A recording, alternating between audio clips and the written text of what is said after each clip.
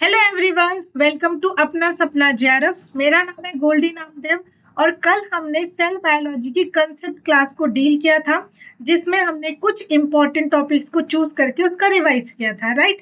तो आज की क्लास में हम कल के टॉपिक से ही रिलेटेड कुछ पीवाईक्यूज का डिस्कशन करेंगे और ये सारे के सारे पीवाईक्यूज CSIR नेट एग्जाम से लिए गए, जिसमें मैंने part B and part C दोनों के ही क्वेश्चंस को इंक्लूड किया है।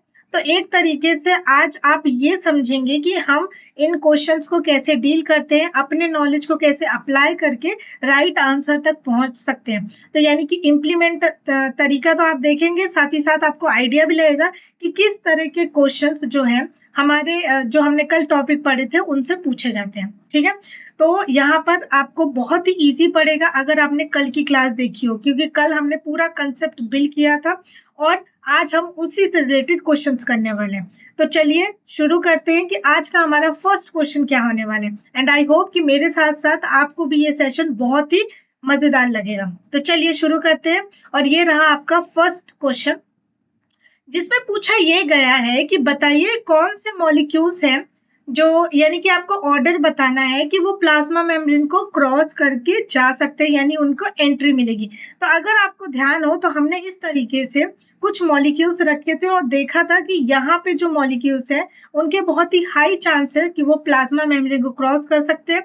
और जैसे जैसे हम राइट की तरफ जाएंगे तो राइट की तरफ जो मॉलिक्यूल प्रेजेंट होंगे उनको प्लाज्मा मेम्ब्रेन के क्रॉस करने के चांसेस बहुत ही लो होंगे। और ऐसा क्यों है? ऐसा इसलिए है क्योंकि जो प्लाज्मा मेम्ब्रेन है वो आपकी लिपिड बाइलेयर मॉलिक्यूल्स की बनी रहती है। तो यहाँ पर अगर कोई मॉलिक्यूल प्लाज्मा मेम्ब्रेन को क्रॉस करके एंट्री ले रहा है अंदर की साइड, इट मीन्स कि वो वाटर हीटिंग या फिर आप बोल सकते हो फैट सॉल्युबल मॉलिक्यूल है या फिर हाइड्रोफोबिक नेचर का है, क्योंकि ये क्या है, अंदर वाले मॉलिक्यूल्स हाइड्रोफोबिक लिपिड्स मॉलिक्यूल्स हैं। ठीक है, और अगर कोई मॉलिक्यूल जो प्लाज्मा मेम्ब्रेन को क्रॉस नहीं कर पा रहा है और अगर वो बहुत इंपॉर्टेंट है सेल के लिए, इन दैट केस यहाँ पे कुछ ट्रांसपोर्टर्स प्रेजेंट होते हैं जो इन मॉलिक्यूल्स को सेल के अंदर एंट्री करवाने में हेल्प करते हैं। और ये मॉलिक्यूल्स ज्यादातर हाइड्रोफिलिक नेचर के होते हैं, यानी वाटर लविंग या वाटर इंटरेक्शन कैपेसिटी रखते हैं। ठीक है, तो यहाँ पर आपको क्वेश्चंस में क्या बोला है, out of the list given below which is the correct order of increasing lipid bilayer permeability. यानी आपसे यही पूछा है कि आपको करेक्ट ऑर्डर बताना है जिसमें इंक्रीजिंग ऑर्डर में लिपिड परमिबिलिटी शो हो रही है। यानी कि परमिबिलिटी का मतलब है कि ये जो लिपिड की बाय लेयर है वो उन मॉलिक्यूल्स को इजीली क्रॉस कर जाने दे रही है, तो परमिबिलिटी वो कहलाया। और इंक्रीजिंग ऑर्डर है यानी कि अब यहाँ पे क्या होने वाला है, बढ़ने वाला है। यानी कि कोई मॉलिक्यूल होगा जो प्लाज्मा मेम्ब्रेन को क्रॉस कर सकता है, फिर दूसरा जो मॉलिक्यूल होगा वो और भी अच्छी तरीके से इजीली तरीके से प्लाज्मा मेम्ब्रेन को क्रॉस कर सकते हैं। तो इनमें से लिस्ट में से कौन सा ऑप्शन सही होगा? तो आप जरा सा अगर आप ध्यान देंगे तो कल हमने इसी तरह के कंसेप्ट को पढ़ा था और उसमें हमने देखा था कि जो गैसेस होती हैं हमारी, जैसे कि carbon dioxide gas, nitrogen gas, वो बहुत ही इजी तरीके से प्लाज्मा मेम्ब्रेन को क्रॉस कर जाती है। फिर इथेनॉल आते हैं, फिर वाटर मॉलिक्यूल्स आते हैं, एंड फिर ग्लूकोज आते हैं, कैल्शियम आयंस आते हैं, एंड फिर ऐसे मॉलिक्यूल्स जो जैसे RNA न्यूक्लियोटाइड्स हो गया या फिर अमीनो एसिड प्रोटीन्स होते हैं, ऐसे मॉलिक्यूल्स की परमिबिलिटी बहुत ही कम होती है। तो इसका आंसर जो है फर्स्ट है। अगर आप इन चारों ऑप्शन से कंपेयर करेंगे तो इसका आंसर फर्स्ट है। और क्यों फर्स्ट है? अगर ये चार्ट आपको ध्यान हो, हमने कल की क्लास में ही डिस्कस किया था कि जो भी नॉन पोलर मॉलिक्यूल्स होंगे उनकी परमिबिलिटी सबसे ज्यादा हाई होगी। नॉन पोलर है यानी कि हाइड्रोफोबिक नेचर रखते हैं। फिर ऐसे मॉलिक्यूल जिनका साइज बहुत छोटा है और वो अनचार्ज्ड पोलर है, यानी कि पोलैरिटी मिसिंग है उनमें। फिर ऐसे मॉलिक्यूल जो लार्ज तो है लेकिन अनचार्ज है। फिर पोलर मॉलिक्यूल्स के तो परमेबिलिटी बहुत ही कम होगी। और उसके बाद आयंस आयंस तो ऑलमोस्ट परमेबल होते ही नहीं है। ठीक है, तो जैसे जैसे आप लेफ्ट टू राइट जाते जाएंगे तो परमेबिलिटी जो है वो डिक्रीज होती जाएगी। तो यहाँ पर आपको यही देखना है कि करेक्ट ऑर्डर इनमें से आपको फाइंड करना है। तो देखिए गैसेस जो होती हैं, ये रही गैसेस, और गैसेस में कार्बन डाइऑक्साइड, नाइट्रोजन, ऑक्सीजन सबसे ज्यादा परमिएबल होगा। फिर आ जाता है इथेनॉल जो परमिएबल है। फिर उसके बाद वाटर जो स्लाइटली परमिएबल है, देख सकते हैं, and then glucose almost impermeable होते हैं, कैल्शियम आयन और भी ज्यादा इम्परमिएबल है, एंड आरएनए जो है वो आपकी न्यूक्लियोटाइड्स में यानी न्यूक्लिक एसिड में आ जाता है जो इम्परमिएबल होते हैं। तो सबसे ज्यादा परमिबिलिटी गैसेस रखते हैं, तो इनकी परमिबिलिटी सबसे हाई है। अच्छा, ये जो है ना, ये आई थिंक आप देख रहे हैं इस तरह का जो निशान है, मतलब ये जो इस तरीके से होता है, जहां पर ये ओपन होता है वो चीज हाई रिप्रेजेंट करती है, और जहां पर सिर्फ ये क्लोज होता है उसको हम लो रिप्रेजेंटेशन से दिखाते हैं। तो ये इस साइन के बेसिस में हमने फर्स्ट ऑप्शन ऑप्ट किया है, जिसमें बता रहा है कि सबसे ज्यादा परमिएबल नाइट्रोजन है, फिर उससे कम इथेनॉल, फिर उससे कम वाटर, उससे कम ग्लूकोज, फिर उससे भी कम कैल्शियम आयन, और सबसे कम आरएनए मॉलिक्यूल। ठीक है, तो ये जो साइन है, इन साइन का करेक्ट मीनिंग भी आपको पता होना चाहिए, है ना। ऐसा नहीं है कि आपने इस डायरेक्शन में देख लिया। अगर आप ऐसे देखोगे कि यहाँ पे राइट में जाते जाते परमिबिलिटी बढ़ रही, क्योंकि इन्होंने क्वेश्चन में ऐसे लिखा था कि इंक्रीजिंग परमिबिलिटी, तो अगर हम ये सोचे कि छोटे बड़ा बड़ा ऐसे करके अगर हम देखें, तो आप देखोगे कि नाइट्रोजन सबसे ज्यादा है, तो इस तरीके से आप गलत ऑप्ट भी कर सकते हो। आप सोचोगे सबसे ज्यादा परमिएबल तो नाइट्रोजन है, बट नहीं। ऑल्दो मैं जानती हूँ कि ये बेसिक चीज है और आप लोग को आती हो, लेकिन एग्जाम में ये चीज का ध्यान भी रखना है। जैसे एग्जाम में गलती होती है ना कि हम इनकरेक्ट नहीं पढ़ पाते हैं और फिर हम करेक्ट आंसर चूज करके राइट कर देते हैं और वो एक्चुअली रॉन्ग हो जाता है। तो वैसे ही ये साइंस भी इंपॉर्टेंट रोल प्ले करते हैं, राइट। चलिए नेक्स्ट क्वेश्चन पे मूव करते हैं। तो ये रहा हमारा सेकेंड क्वेश्चन दैट जो आस्क कर रहा है, predominant interaction between phospholipid that stabilize a biological membrane include, यानी कि बायोलॉजिकल मेम्ब्रेन, सेल मेम्ब्रेन या प्लाज्मा मेम्ब्रेन में जो फॉस्फोलिपिड्स होते हैं वो अपने आप को स्टेबलाइज करते हैं इंटरेक्शन के थ्रू। तो वो इंटरेक्शन कौन सा है? तो वो इंटरेक्शन होता है हाइड्रोफोबिक इंटरेक्शन। लिपिड मॉलिक्यूल्स हैं, ये देखिए, ये फॉस्फोलिपिड मॉलिक्यूल्स हैं, तो ये आपस में इंटरेक्ट कर रहे हैं और बायोलॉजिकल मेम्ब्रेन को स्टेबलाइज कर रहे हैं। तो ये हाइड्रोफोबिक नेचर के हैं, तो इसलिए इनमें हाइड्रोफोबिक इंटरेक्शन होता है। और मेम्ब्रेन में और भी दूसरे बॉन्ड्स या इंटरेक्शन प्रेजेंट होते हैं, जैसे कि हाइड्रोजन बॉन्डिंग, जैसे कि वंडरवॉल इंटरेक्शन, जैसे कि आपका कौन सा आयनिक इंटरेक्शन। लेकिन कोवेलेंट बॉन्ड नहीं होता है, ध्यान रखेंगे कि कोवेलेंट बॉन्ड तो नहीं होगा। तो यहाँ पे भी कोवेलेंट बॉन्ड है, यहाँ पे भी है, तो ये वाला तो नहीं होगा। सेकेंड वाला हमने क्यों नहीं ऑप्ट किया? क्योंकि इससे ज्यादा ऑप्शन सही जो है थर्ड वाला है। थर्ड वाला मोर एक्यूरेट है, क्योंकि हाइड्रोफोबिक इंटरेक्शन तो होना ही होना है, राइट। तो third is the correct answer. चलिए, यहाँ पर मैंने ये चीज भी हम कल डिस्कस कर चुके हैं, और यहाँ पर भी, यहाँ पे देखिए ये मेंशन है कौन कौन से ऐसे इंटरेक्शन है जो कि लिपिड बायोमोलिक्यूल जो आपकी प्लाज्मा मेम्ब्रेन है उसको स्टैटिक रखते हैं। स्टैटिक नहीं, आप बोल सकते हो कि स्टेबलाइज रखते हैं। ठीक है, तो ये सब चीजें लिखी हुई हैं।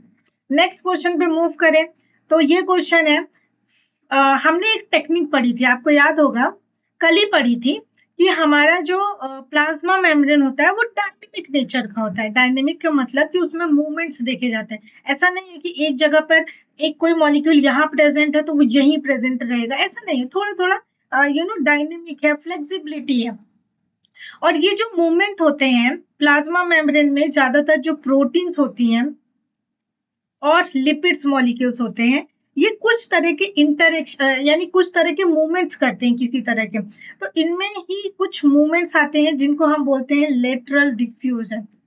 लेटरल डिफ्यूजन प्रॉपर्टी होती है, और इस प्रॉपर्टी की स्टडी करने के लिए कि लिपिड और प्रोटीन कैसे ये लेटरल डिफ्यूजन करते हैं या करते भी हैं कि नहीं, इसके लिए हम स्टडी करते हैं। और स्टडी करने के लिए हम एक टेक्निक का यूज करते हैं, और उस टेक्निक का नाम है फ्रेप, फ्लोरोसेंस रिकवरिंग और रिकवरिंग आफ्टर फोटो ब्लीचिंग। तो यहाँ पे भी सिंपल सा क्वेश्चन है, lateral diffusion of proteins in membrane can be followed and diffusion rate can be calculated by FRAP. ना एटॉमिक फोर्स नहीं होता है, स्कैनिंग इलेक्ट्रॉन नहीं होता है, एंड TEM यानी कि ट्रांसमिशन इलेक्ट्रॉन माइक्रोस्कोप भी नहीं होता। The answer is FRAP technique. ये तो बहुत ही सिंपल क्वेश्चन था जो पार्ट बी में पूछा गया था। इससे ज्यादा अब ऐसा नहीं है कि इस टेक्निक से जो है सिर्फ पार्ट बी से ही क्वेश्चन आते हैं, नो, पार्ट सी से भी इसके क्वेश्चंस आते हैं। तो यहाँ पर देखिए ये रहा आपका पार्ट सी वाला क्वेश्चन जो अगेन फ्रैप टेक्निक से ही आया। ठीक है, बहुत ही इंपॉर्टेंट टेक्निक है एंड इससे क्वेश्चंस आने के चांसेस भी हैं। ठीक है, तो मैं आपको आज अभी हम ये देखते हैं कि ये क्वेश्चन हम कैसे सॉल्व करते हैं। बहुत ही इंटरेस्टिंग है, आप चाहो तो आप वीडियो को पॉज करके इसको सॉल्व कर सकते हो और अपना करेक्ट आंसर देख सकते हो, और फिर जब मैं आपको समझाऊंगी तो आप उससे टैली कर लीजिएगा कि आपका करेक्ट आंसर आया है कि नहीं। इससे क्या होगा, इससे आपका एनालिसिस बढ़ेगा, इससे आप ये देख पाओगे कि क्या एक्चुअली में आप क्वेश्चंस को डील कर पा रहे हो, जो कल हमने पढ़ा था उस कंसेप्ट को अप्लाई कर पा रहे हो, क्योंकि वही कंसेप्ट लगने वाला है। तो ध्यान से देखिएगा, ठीक है। To investigate the dynamic nature of two unrelated centrosome localized GEF यानी कि green fluorescence protein, track protein यानी कि यहाँ पे एक green fluorescence GFPA and GFPB, a team of scientists conducted fluorescence recovery after photo bleaching यानी कि FRAP technique. The FRAP profile of these two proteins is given below. देखिए basically हो क्या रहा है कि दो प्रोटीन है और दोनों ही प्रोटीन को उन्होंने टैग कर दिया है, एक GFPA से और दूसरा GFPB से, है ना, टैग कर दिया। Tagging is important. मैंने आपको बताया था कि हमें फ्लोरोसेंस करना क्यों इम्पोर्टेंट है, क्योंकि हम उसको ब्लीच करेंगे और ब्लीच करने के बाद जिस एरिया में ब्लीच किया है अगर वहां से आपको फ्लोरोसेंस मिल रहा है तभी तो हम बोलेंगे कि हमें रिकवरी हुई है, यानी कि ब्लीचिंग के बाद भी हमें फ्लोरोसेंस मिल रहा है, इसलिए टैगिंग इंपॉर्टेंट है। अब इन्होंने क्या बोला कि ये जो फ्रैप टेक्निक इन्होंने दोनों प्रोटीन में परफॉर्म की, उसका जो एक्सपेरिमेंट है, जिस तरीके से उन्होंने एनालाइज किया, उसके लिए कुछ स्टेटमेंट इन्होंने दिए हैं। आपसे पूछा है कि जो जो भी स्टेटमेंट ऊपर मेंशन किए हैं प्रोटीन, इन दोनों प्रोटीन के लिए, उनमें से करेक्ट कौन सा है। ठीक है, ये क्वेश्चन है। आई होप कि क्वेश्चन समझ में आ गया होगा। ठीक है, चलिए आप क्वेश्चन समझ में आ गया तो इसको सॉल्व भी करते हैं। तो पहला तो देखते हैं,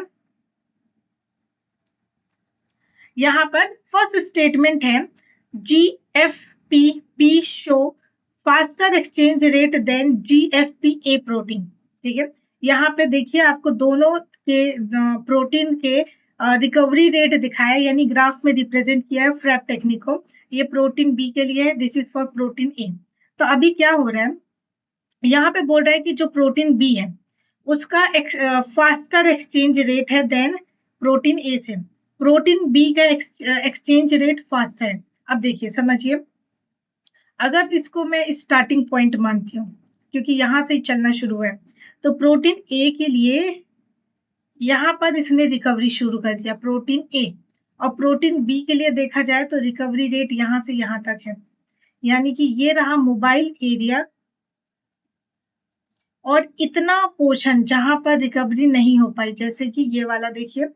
तो प्रोटीन बी ए के लिए इतना पोर्शन है जहां पे रिकवरी नहीं हुई, और प्रोटीन बी के लिए ये वाला पोर्शन है जहां पर रिकवरी नहीं हुई। तो ये फेज कौन सा हो गया, इमोबाइल एरिया हो गया। ठीक है, अब क्वेश्चन पूछ रहा है कि फास्टर एक्सचेंज कहां पर हुआ। तो देखिए फास्टर एक्सचेंज का मतलब है कि कौन सी प्रोटीन जल्दी रिकवरी शुरू कर देती है। तो आप देखेंगे कि ग्राफ यहाँ से शुरू हुआ है और प्रोटीन बी का ग्राफ जो है इस पॉइंट पे पहले बढ़ने लग गया, और जबकि प्रोटीन ए का ग्राफ देखिए उससे नीचे है, यानी कि रिकवरी जो है सबसे पहले एक्सचेंज किसने स्टार्ट किया, प्रोटीन बी ने। प्रोटीन बी का एक्सचेंज फास्टर है। यहाँ पे देखिए प्रोटीन बी का ये रहा और प्रोटीन ए का ये रहा। तो यहाँ पर देखिए सबसे पहले किसने किसने किया, प्रोटीन बी ने। ये फास्टर एक्सचेंज है, प्रोटीन बी ने फास्टर एक्सचेंज शुरू किया और प्रोटीन ई का एक्सचेंज जो है वो कम हो रहा है, यानी कि कम आ रहा है कंपेयर टू प्रोटीन बी। तो ये जो स्टेटमेंट है कि प्रोटीन बी का फास्टर एक्सचेंज रेट है than protein A is correct. अब करेक्ट कैसे है समझ में आया ना आपको। ये ग्राफ देखिए अच्छे से, इस ग्राफ को देखिए और देखिए कि जो प्रोटीन बी का ग्राफ है वो पहले ऊपर जा रहा है और प्रोटीन ए का फिर जो है बाद में, और इस पॉइंट पे अगर आप देखोगे तो प्रोटीन ए बी का ग्राफ हाई है जबकि प्रोटीन ए का ग्राफ जो है कम है, यानी कि यहाँ पर रिकवरी फास्ट रेट से हो रही है और यहाँ पर स्लो रेट से हो रही है। तो यही तो पूछ रहा है कि फास्टर एक्सचेंज मतलब कि यहाँ पर रिकवरी जो है फास्ट हो रही है। तो स्टेटमेंट मतलब कि प्रोटीन बी में फास्ट हो रहा है कंपेयर टू प्रोटीन ए, तो इसलिए फर्स्ट स्टेटमेंट तो हो गया आपका correct. Next, GFPA shows faster exchange rate than GFPB protein. आपको नहीं लगता कि ये दोनों स्टेटमेंट एक दूसरे के अपोजिट बोल रहे हैं? तो अगर मैंने फर्स्ट स्टेटमेंट को सही बोल दिया तो सेकंड स्टेटमेंट तो बिल्कुल सही नहीं होगा, क्योंकि सेकंड स्टेटमेंट में बोल रहे हैं कि प्रोटीन जो ए है उसका एक्सचेंज रेट ज्यादा है, यानी फास्टर एक्सचेंज है। और हम ये पहले ही क्लियर कर चुके हैं कि प्रोटीन बी का एक्सचेंज रेट फास्ट है, तो इसका मतलब तो बी तो करेक्ट होगा नहीं। तो देखिए बी वाले ऑप्शन तो गए, अब ए करेक्ट है तो ए दोनों में प्रेजेंट है। सी स्टेटमेंट क्या बोल रहा है कि GFPA has more immobile fraction than GFPB protein. तो अभी यहाँ पे मैंने आपको मोबाइल और इमोबाइल कंसेप्ट सिखाया, बताया। तो अभी आप मुझे आप देख के बता सकते हैं ग्राफ की क्या चीज। यहाँ पे बोल रहे हैं कि ए जो है उसका इमोबाइल फ्रैक्शन जो है वो ज्यादा है। तो क्या आप देख सकते हो कि ए जो है ये वाले प्रोटीन की हम बात करते हैं, ये सब क्लियर कर देती हूँ तो सो दैट आपको इजी होगा अंडरस्टैंड करने के लिए।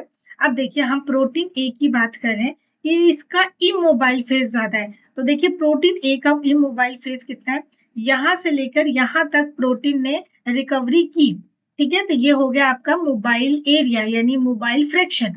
लेकिन यहाँ पर ये जो है मैक्सिमम है, राइट, ये क्या है मैक्सिमम। इस मैक्सिमम से लेकर यहाँ तक प्रोटीन ए जो है वो इमोबाइल है, इमोबाइल फेज, इमोबाइल फ्रैक्शन, ठीक है। अब अगर मैं प्रोटीन बी के लिए देखूं, प्रोटीन बी के लिए देखूं तो प्रोटीन बी के लिए इमोबाइल वाला एरिया इतना है और प्रोटीन ए के लिए जो है इतना है। तो अब आप मुझे बताइए कि कौन सा ज्यादा, प्रोटीन ए है कि प्रोटीन बी है जिसका इमोबाइल एरिया ज्यादा है? तो आप कहेंगे कि इमोबाइल एरिया प्रोटीन ए के लिए ज्यादा है, क्योंकि हम क्लियरली डिफरेंस देख सकते हैं। तो यहाँ पे भी तो यही बोला है कि प्रोटीन ए का जो इमोबाइल वाला फ्रैक्शन है वो ज्यादा है कंपेयर टू प्रोटीन बी, और ये स्टेटमेंट सही है, ठीक है। तो सी तो हो गया आपका करेक्ट। डी स्टेटमेंट में देखोगे तो यहाँ पे बोल रहा है कि प्रोटीन बी का ज्यादा इमोबाइल फ्रैक्शन है कंपेयर टू प्रोटीन ए। तो जो बात हम बोल चुके हैं कि यहाँ पर अगर मैं बोल चुकी हूँ कि पहले ही जो है इमोबाइल एरिया ए के लिए ज्यादा है और दूसरे स्टेटमेंट बोल रहे हैं कि बी के लिए ज्यादा है, तो हम तो ये देख चुके हैं। तो ये दोनों भी कैसे आपस में एक दूसरे के अपोजिट बोल रहे हैं, तो होना एक ही करेक्ट है। तो ए और सी करेक्ट है और डी इनकरेक्ट है। तो A C is correct, option number 1 is correct. समझ में आया? इस तरीके से ये क्वेश्चन सॉल्व हो गया। तो आपको क्या करना है, आपको जस्ट इस ग्राफ को ऑब्जर्व करना था और फिर ये जो स्टेटमेंट दिए इससे मैच करना था, और इस तरीके से आप करेक्ट स्टेटमेंट तक पहुंच जाओगे।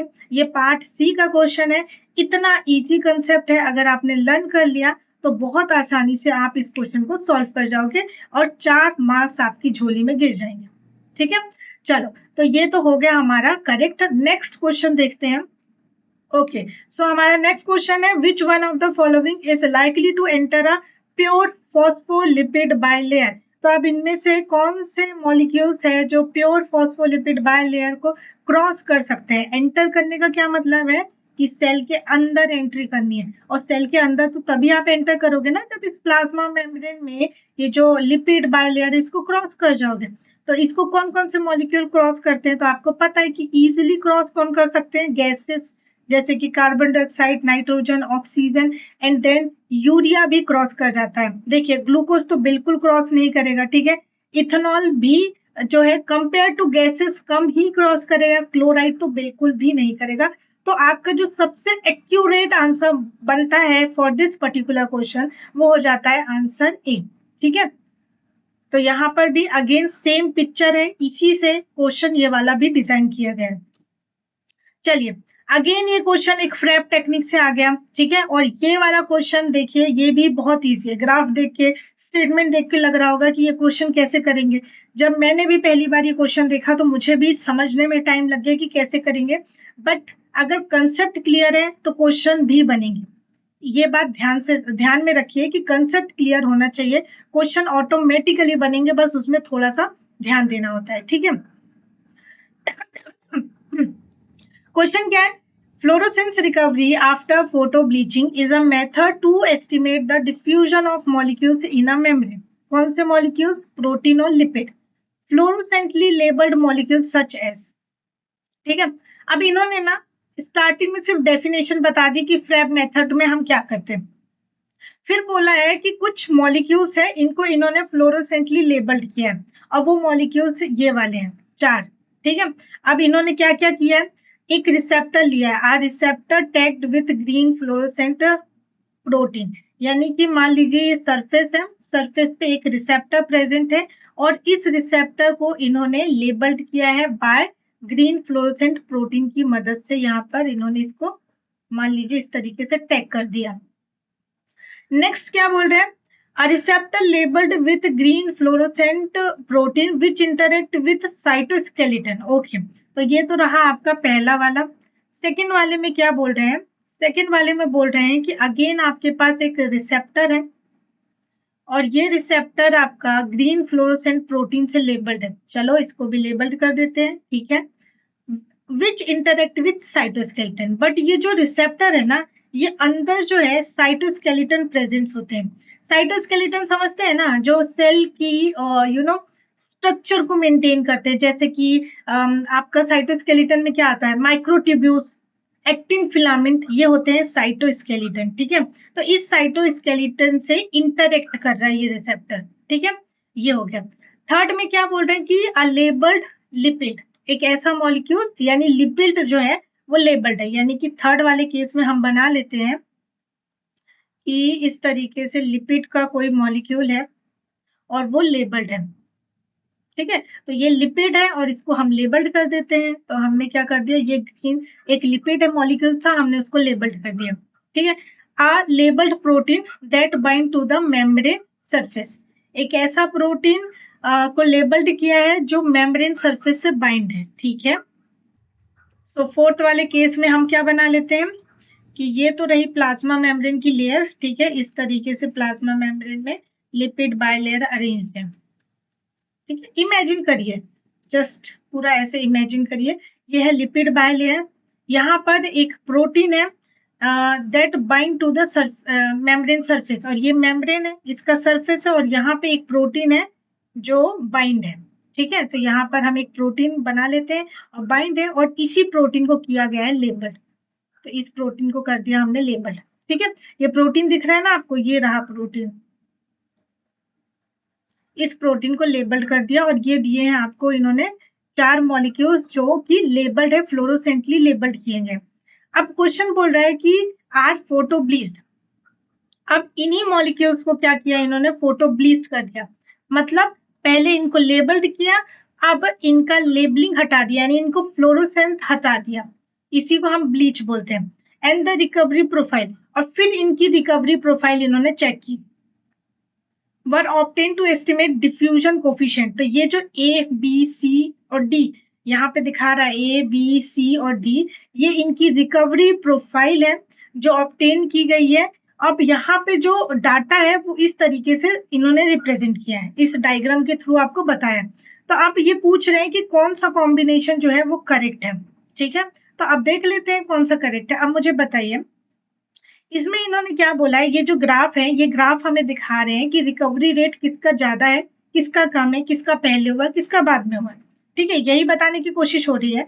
अब ये जो बी वाला है, अब आप बताइए कि रिकवरी रेट जो है फर्स्ट, सेकेंड, थर्ड, फोर्थ, अब मुझे ये बताइए कि इनमें से किसका रिकवरी रेट ज्यादा होगा। यहाँ पे रिकवरी रेट का मतलब है कि यहाँ पर मूवमेंट हो रहा है, कैसा लेटरल मूवमेंट हो रहा है। और आपको ध्यान हो तो मैंने आपको क्या बताया था कि हमारा जो लेटरल मूवमेंट है वो प्रोटीन में ज्यादा होता है और लिपिड में, मतलब सॉरी, लिपिड में ज्यादा होता है और प्रोटीन में कम। यानी कि लिपिड जो है बहुत ज्यादा फ्रीक्वेंट तरीके से लेटरल मूवमेंट करती हैं, प्रोटीन में कम देखा जाता है। तो यहाँ पे सबसे ज्यादा मूवमेंट कौन करेगा, मुझे आप बताइए, सबसे ज्यादा मूवमेंट कौन करेगा, लिपिड करेगा, क्योंकि लिपिड में हाई लेटरल मूवमेंट देखा जाता है। तो यहाँ पे लिपिड का कौन सा मॉलिक्यूल है, थर्ड वाला, यानी कि अ लेबल्ड लिपिड, यही बोला है। तो ये थर्ड वाला, तो आपको यहाँ पर जो थर्ड वाला लिपिड मॉलिक्यूल है वो सबसे ज्यादा रिकवरी करेगा, क्योंकि इसमें मूवमेंट भी सबसे ज्यादा होगा, सबसे ज्यादा लेटरल डिफ्यूजन होगा। तो आप यहाँ पे देख सकते हैं कि ये स्टार्टिंग पॉइंट है, यहाँ से सबसे ज्यादा जो रिकवरी जिसने करना शुरू किया, ठीक है, वो बी वाला है। तो आपको क्या लगता है कि ये जो बी है वो कौन है, बी होगा आपका लिपिड मॉलिक्यूल, और इसलिए लिपिड मॉलिक्यूल आपके थर्ड वाले ऑप्शन में दिया है। ठीक है। तो यहाँ पर बी जो है वो थर्ड होना चाहिए। तो आप देखिए बी थर्ड कहाँ पर है, बी यहाँ पे सेकेंड है, बी यहाँ थर्ड है एंड बी यहाँ पे वन है। देखिए आपका आंसर एक ही बार में निकल के आ गया कि बी थर्ड कहाँ पर है आपका, यहाँ पर सेकेंड ऑप्शन में, और कहीं पर है भी नहीं। तो आपका सेकेंड आंसर वैसे ही सही हो जाता है। इसके बाद नेक्स्ट वाला देखिए, नेक्स्ट वाला हम देखते हैं। तो नेक्स्ट वाले में ए। अब इसके बाद कौन रिकवरी करेगा, यानी कौन मूवमेंट अच्छे से करेगा, तो लिपिड मॉलिक्यूल्स के बाद आ गया प्रोटीन। और यहाँ पे अगर आप देखोगे तो रिसेप्टर प्रोटीन है, रिसेप्टर प्रोटीन है, और यहाँ पर तो ये प्रोटीन ही बोला है, ये लेबल्ड मॉलिक्यूल है जो मेम्ब्रेन सरफेस पे है, और वो भी प्रोटीन है, यही बोला गया है ना। तो अब यहाँ तो सबके सब प्रोटीन आ गए। तो अब इन तीनों में से कौन सा प्रोटीन जो है वो सबसे ज्यादा मूवमेंट करेगा, रिकवरी कर लेगा, वो होगा ऐसा मॉलिक्यूल जो आजाद होगा, जो फ्री होगा। तो यहाँ पर देखिए कि ये जो रिसेप्टर मॉलिक्यूल है, ठीक है, ठीक है। अब यहाँ पर ये सोचिए कि ये जो मॉलिक्यूल है वो मेम्ब्रेन पे अटैच्ड है, ये मेम्ब्रेन में प्रेजेंट है। तो यानी कि ये जो है बहुत इजी तरीके से लेटरल मूवमेंट कर सकता है, ठीक है। तो ये जो फोर्थ वाला होगा इसका मूवमेंट ज्यादा होगा इस वाले प्रोटीन का, क्योंकि ये मेम्ब्रेन पे अटैच्ड है। ऐसा नहीं है कि किसी से, अब इस वाले प्रोटीन की बात करोगे तो ये बाहर भी प्रेजेंट है, और ये जो है इस तरीके से प्लाज्मा मेम्ब्रेन में रिसेप्टर ऐसे प्रेजेंट होते हैं। तो इसका ये ट्रांस मेम्ब्रेन डोमेन होगा, अंदर एक साइटोप्लाज्मिक डोमेन होगा। तो इसका स्ट्रक्चर ज्यादा कॉम्प्लिकेटेड है compare to fourth one, right. तो फोर्थ वाला जो है ज्यादा अच्छे से मूवमेंट करेगा, तो इसका रिकवरी रेट भी बढ़ जाएगा। तो यहाँ पर जो ए है वो होना चाहिए आपका फोर्थ वाला होना चाहिए, क्योंकि ये थर्ड के बाद फोर्थ वाला ज्यादा मूवमेंट करेगा। तो ये फोर्थ है, तो ये तो करेक्ट है, ठीक है। तो फर्स्ट हम इसको बोल देते हैं कि फर्स्ट ये कर रहा है, सेकेंड ये कर रहा है। अब इन दोनों में अगर कंपेयर करें तो कौन हाई रेट से मूवमेंट कर सकता है, जिसका रिकवरी रेट बढ़ सकता है, क्योंकि यहाँ पे हमको रिकवरी प्रोफाइल दी गई है, ठीक है। ये जो पूरा का पूरा ग्राफ है, यहाँ पे रिकवरी फाइल हमको दी गई है, ठीक है। तो अब यहाँ पे अगर कंपेयर करोगे तो answer is first one, first one ज्यादा अच्छे से होगा। और सेकेंड वाला क्यों लास्ट होगा, क्योंकि देखिए एक तो ऑलरेडी ये रिसेप्टर है, और उसके बाद साइटोस्केलेटन मॉलिक्यूल है जिसने अंदर से इसको पकड़ के रखा है। तो अब इसका जो मूवमेंट करने का जो स्टेट है वो बहुत ही कम है, ठीक है, कंपेयर टू दिस बहुत ही कम है। तो हमने क्या बोला कि थर्ड वाले में रिकवरी प्रोफाइल सबसे ज्यादा होगी, फिर फोर्थ वाले में होगी क्योंकि वो फ्री है, आजाद है वो प्रोटीन, ठीक है, मेम्ब्रेन पे बाउंड है, तो वो मेम्ब्रेन से इजिली मूवमेंट दिखा सकता है। देन उसके बाद फर्स्ट आ जाएगा और फिर आ जाएगा आपका सेकेंड। तो ये क्वेश्चन में तो कॉम्बिनेशन इन्होंने दो का दिया, अगर इन सभी का कॉम्बिनेशन दे देते तो आपका जो राइट सीक्वेंस होता है रिकवरी रेट का वो ये होता है third fourth first and one second, right. तो इस तरीके से ये क्वेश्चन सॉल्व हो गया, और ये क्वेश्चन जो है पार्ट सी में पूछा गया था। Answer is 2। नेक्स्ट क्वेश्चन देखिए। ओके, तो आ गई अब सेल साइकिलिंग की, सॉरी हमारा सेल रेगुलेशन या फिर हमारा सेल साइकिल की बारी। इसमें क्या पूछ रहा है, which one of the following statement about M phase cyclin is correct. M phase यानी माइटोटिक फेज, या फिर जो हम बोलते हैं मेटा फेज। मेटाफेज में जो साइक्लिन पाई जाती है, माइटोटिक फेज में जो साइक्लिन पाई जाती है, उसके रिगार्डिंग कुछ स्टेटमेंट्स दिए हैं। तो उन स्टेटमेंट में से कौन सा स्टेटमेंट सही है, ये पूछा है। तो देखिए वन बाय वन चलते हैं। तो फर्स्ट स्टेटमेंट है cyclin synthesis and degradation is essential for sale cycle progression, यानी सेल साइकिल के आगे बढ़ने के लिए सेल साइक्लिन के सिंथेसिस और उसका डिस्ट्रक्शन यानी कि उसका डिस्टॉर्शन होना, उसको रिमूव करना इंपॉर्टेंट है। तो क्या ये बात सही है? यस सही है। अगर आपको ध्यान हो तो हमने बोला था एक होता है आपका साइक्लिन, ठीक है, और दूसरा होता है आपका सीडी केस, जिसको हम बोलते हैं साइक्लिक डिपेंडेंट काइनेस। साइक्लिन जो है इनका सिंथेसिस होता है हर फेज में, यानी कि सेल साइकिल जिस स्टेज में होगी उस स्टेज के साइक्लिन का सिंथेसिस होगा, और जैसे वो नेक्स्ट स्टेज में मूव करेगी तो उसी साइक्लिन का हो जाएगा डिग्रेडेशन। और नेक्स्ट वाली साइक्लिन, जैसे मान लीजिए कि अगर ये G1 फेज में साइक्लिन डी चाहिए हमको, तो साइक्लिन डी का फॉर्मेशन G1 में होगा, जैसे ये एस फेज में जाएगी तो एस फेज में साइक्लिन ई चाहिए, तो एस फेज में साइक्लिन डी का हो जाएगा डिग्रेडेशन और ई का होगा सिंथेसिस। तो इस तरीके से साइक्लिन जो है सिंथेसिस होता है और इनका डिग्रेडेशन होता है। लेकिन सी डी के जो है इसका एक अमाउंट जो है फिक्स प्रेजेंट होता है सेल में, लेकिन ये कभी भी काम नहीं कर पाती। क्यों? क्योंकि इनको काम करने के लिए साइक्लिन की हेल्प चाहिए। ये साइक्लिन के साथ ही मिलकर काम करेंगे, यानी साइक्लिन इनका बेस्ट फ्रेंड होता है। अगर साइक्लिन नहीं होगा तो सीडी के काम करने से मना कर देंगे। ठीक है, तो यहाँ पर फर्स्ट स्टेटमेंट हो जाता है करेक्ट। नेक्स्ट स्टेटमेंट बोल रहा है synthesis of new cyclin but not destruction is essential for sale cycle progression. अगर सेल साइकिल को मुझे आगे बढ़ाना है तो उस केस में नए साइक्लिन का फॉर्मेशन तो होगा लेकिन डिस्ट्रक्शन नहीं होगा।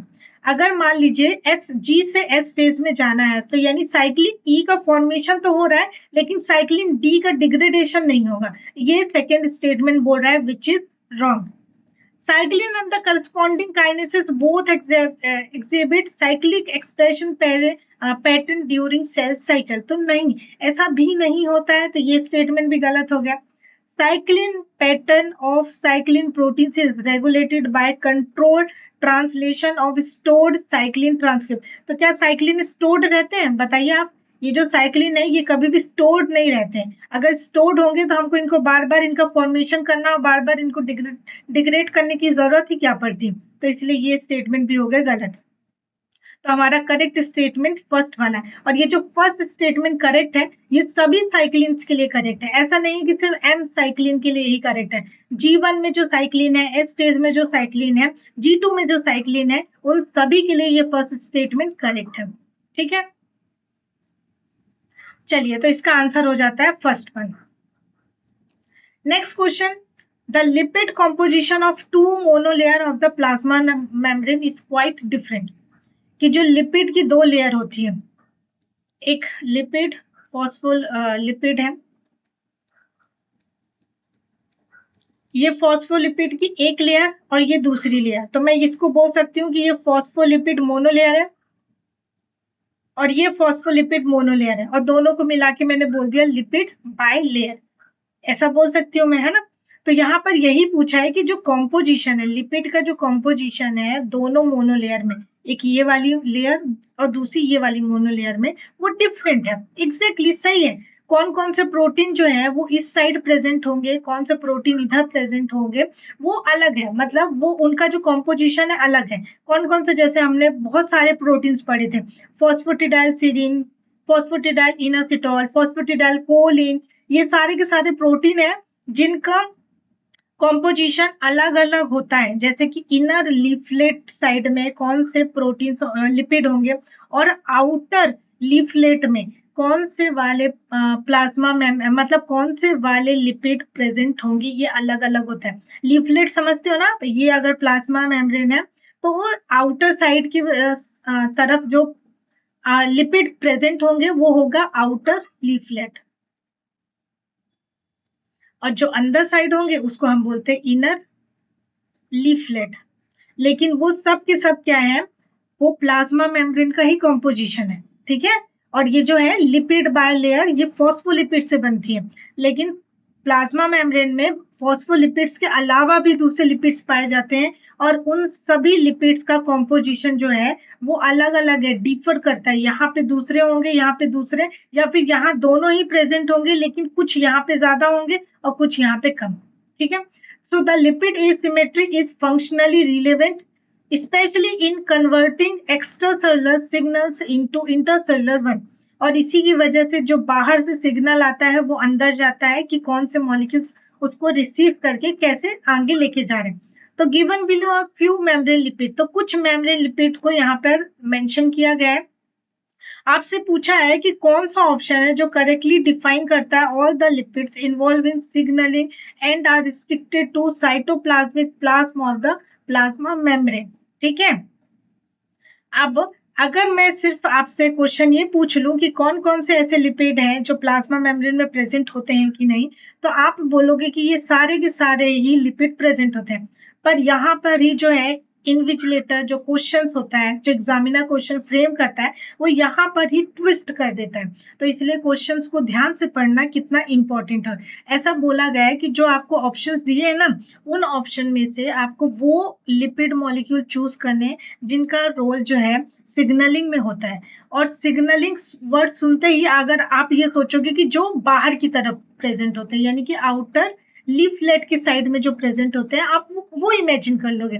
बट यहाँ पे नेक्स्ट आगे की लाइन पढ़िए, are restricted to cytoplasmic phase of the plasma membrane, यानी कि जो साइटोप्लाज्मिक के फेज की तरफ, ये अगर प्लाज्मा मेम्ब्रेन, मान लीजिए ये प्लाज्मा मेम्ब्रेन है, ठीक है, तो ये प्लाज्मा मेम्ब्रेन है, तो प्लाज्मा मेम्ब्रेन का वो साइड जो बाहर की तरफ है उसको हम आउटर लीफलेट बोल रहे हैं, और जो अंदर की तरफ है उसको मैं इनर लीफलेट बोल रही हूँ, या फिर मैं उसको ये भी बोल सकती हूँ कि उसने साइटोसोलिक फेस रखा है, क्योंकि वो अंदर साइटोसोल की तरफ है। ठीक है, तो यानी कि बेसिकली ये उन लिपिड मॉलिक्यूल्स के बारे में पूछ रहे हैं जो साइटोसोलिक फेस रखते हैं, यानी कि अंदर इनर लीफलेट में प्रेजेंट है। ठीक है, क्वेश्चन क्लियर हुआ?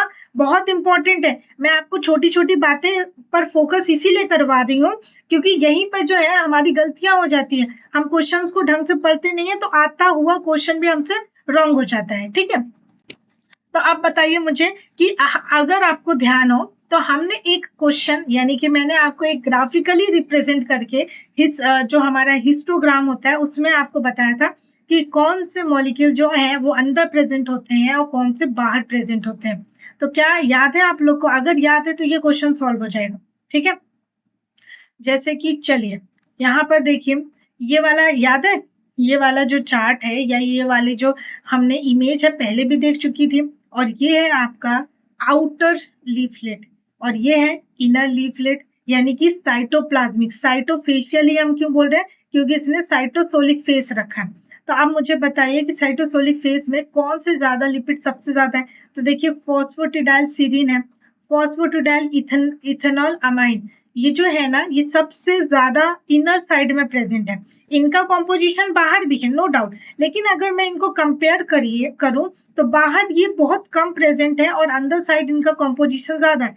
तो मैं जब इनको साथ में ऐसे बोलूंगी कि मुझे ऐसे किसी एक पॉइंट पे आना है, रिजल्ट पे आना है, तो मैं क्या बोलूंगी कि जो मेरा फॉस्फोटिडाइल इथेनॉल अमाइन है वो अंदर की तरफ ज्यादा प्रेजेंट है।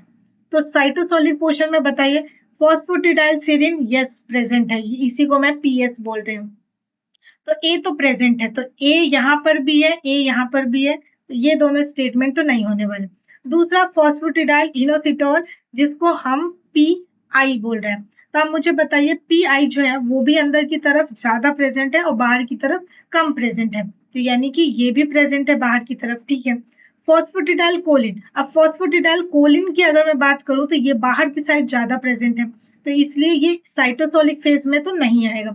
स्पिंगोमाइलिन, ये रहा स्पिंगोमाइलिन जो कि बाहर की तरफ ज्यादा प्रेजेंट है और अंदर की तरफ कम प्रेजेंस शो कर रहा है, तो ये भी नहीं होगा। So your answer is A and B जो आपके सेकेंड ऑप्शन में है, तो इसलिए जो है आपका सेकेंड ऑप्शन जो है वो करेक्ट हो जाता है। ठीक है, चलिए नेक्स्ट क्वेश्चन देखिए। ओ, ये आया आपका एकदम बेहतरीन सा क्वेश्चन, पार्ट सी वाला। ये पार्ट सी का क्वेश्चन है और जो हमने पढ़ा है उसी कंसेप्ट से रिलेटेड है, तो मैं चाहती हूँ कि इस क्वेश्चन का आंसर मुझे सब कोई दे। जिन्होंने कल की क्लास अटेंड की है, सेल साइकिल की रेगुलेशन वाली क्लासेस को देखा है, सेल साइकिल के कंसेप्ट को समझा है, वो ये क्वेश्चन आसानी से सॉल्व कर सकते हैं। एटलीस्ट मैं चाहती हूँ कि आप एक ट्राई करिए, वीडियो यहाँ पे पॉज करिए 1 मिनट के लिए और इस क्वेश्चन को आप खुद सॉल्व करिए। ठीक है, और फिर बाद में मुझे बताइएगा कि आपका ये आंसर सही हुआ कि नहीं हुआ। ठीक है, मैं तो समझा ही रही हूँ, लेकिन अगर आपका खुद से ये आंसर निकलता है इसका मतलब कि आप एक प्रॉपर ट्रैक में हो।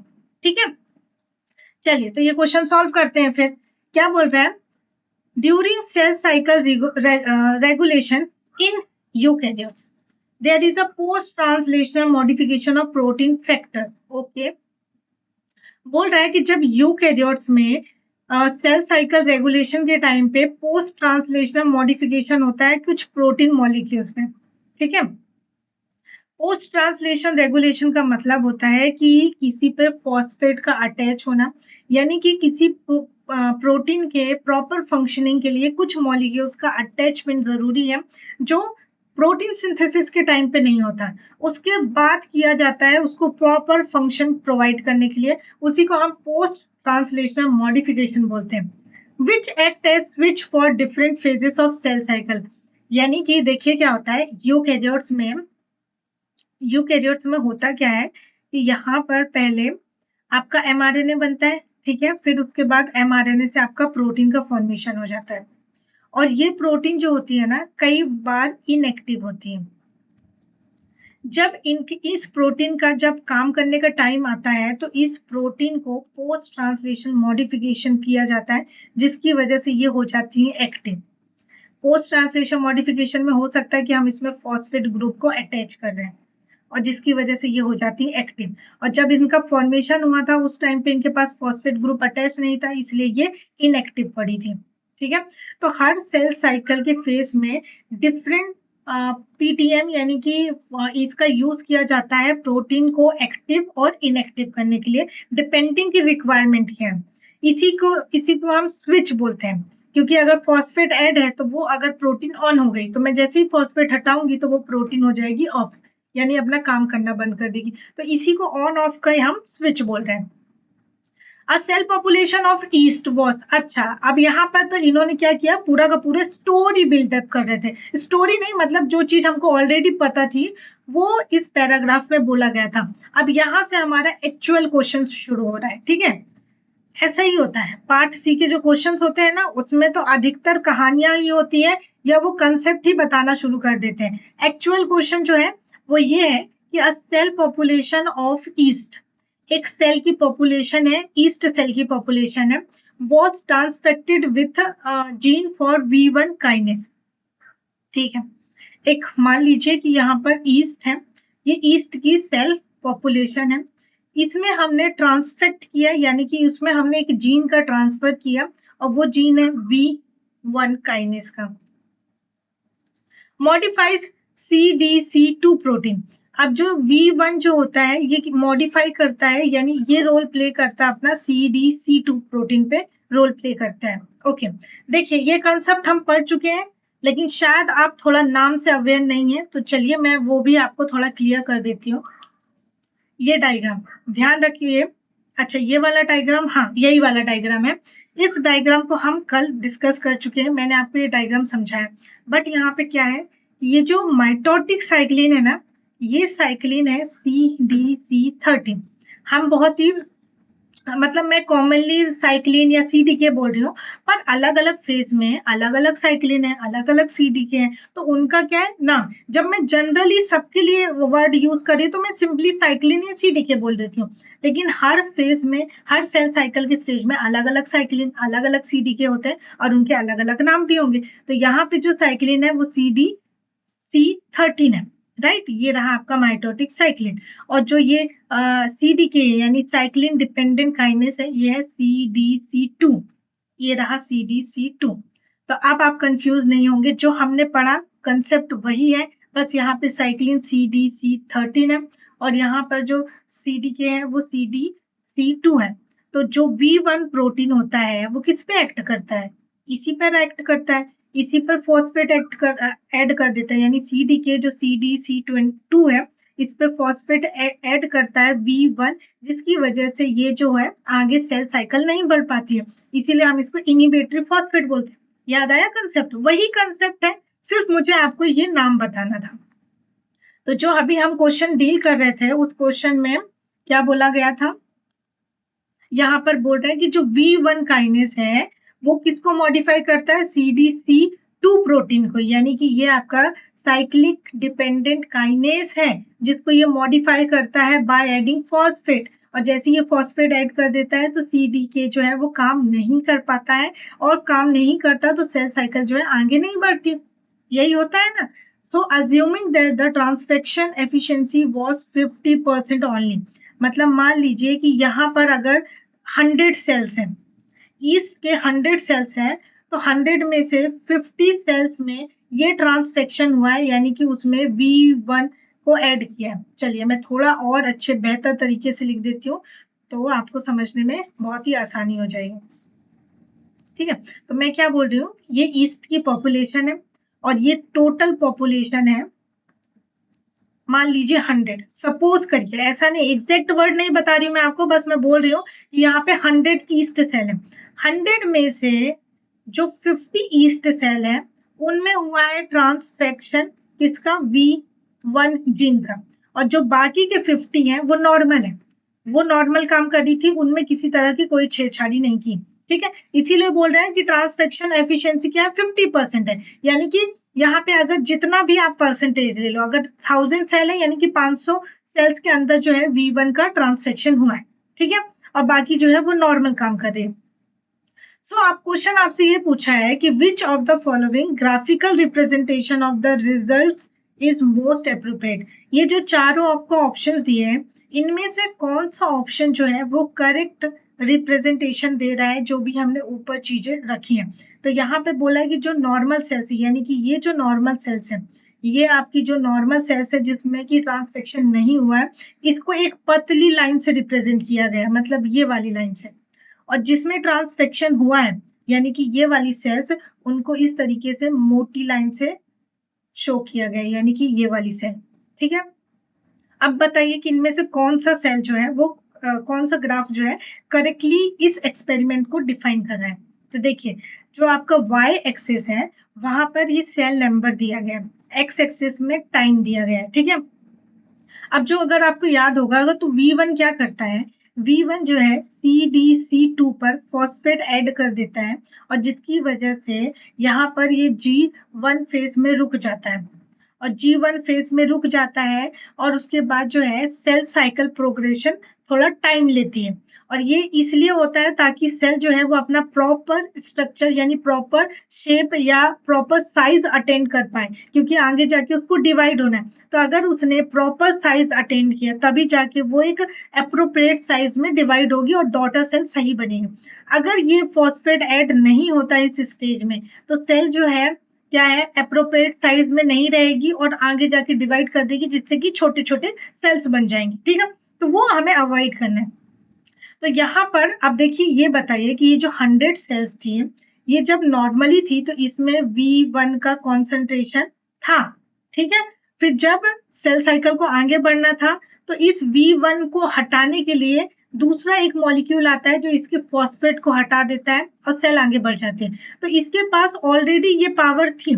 अब जब ट्रांसफेक्शन हुआ तो आपने यहाँ पे क्या कर दिया, V1 और डाल दिया, मतलब ये जो सेल थी इसमें ऑलरेडी एक V1 प्रेजेंट था, आपने इसमें एक और डाल दिया, तो कॉन्सेंट्रेशन क्या हो गया, बढ़ गया, है ना। तो कॉन्सेंट्रेशन बढ़ गया, तो अगर यहाँ पर कोई सेल साइकिल या मान लीजिए कि 5 मिनट के लिए रुक रही थी, 5 मिनट के लिए रुक रही थी, तो यहाँ पे भी 5 मिनट ही रुकेगी क्योंकि ये नॉर्मल है। लेकिन यहाँ पे जहाँ पे कॉन्सेंट्रेशन और ज्यादा हो गया, वहां पर यहाँ पर उस केस में सेल का रुकने का टाइम जो है वो बढ़ जाएगा, तो ये हो सकता है 10 मिनट।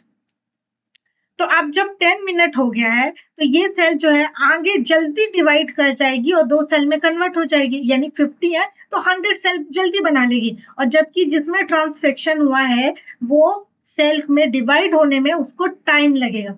कंसेप्ट समझ पा रहे हो ना, वही चीज बताइए कि यहाँ पे सेल का नंबर किसका जल्दी होगा, हाई किसका होगा सेल का नंबर, ये वाले का।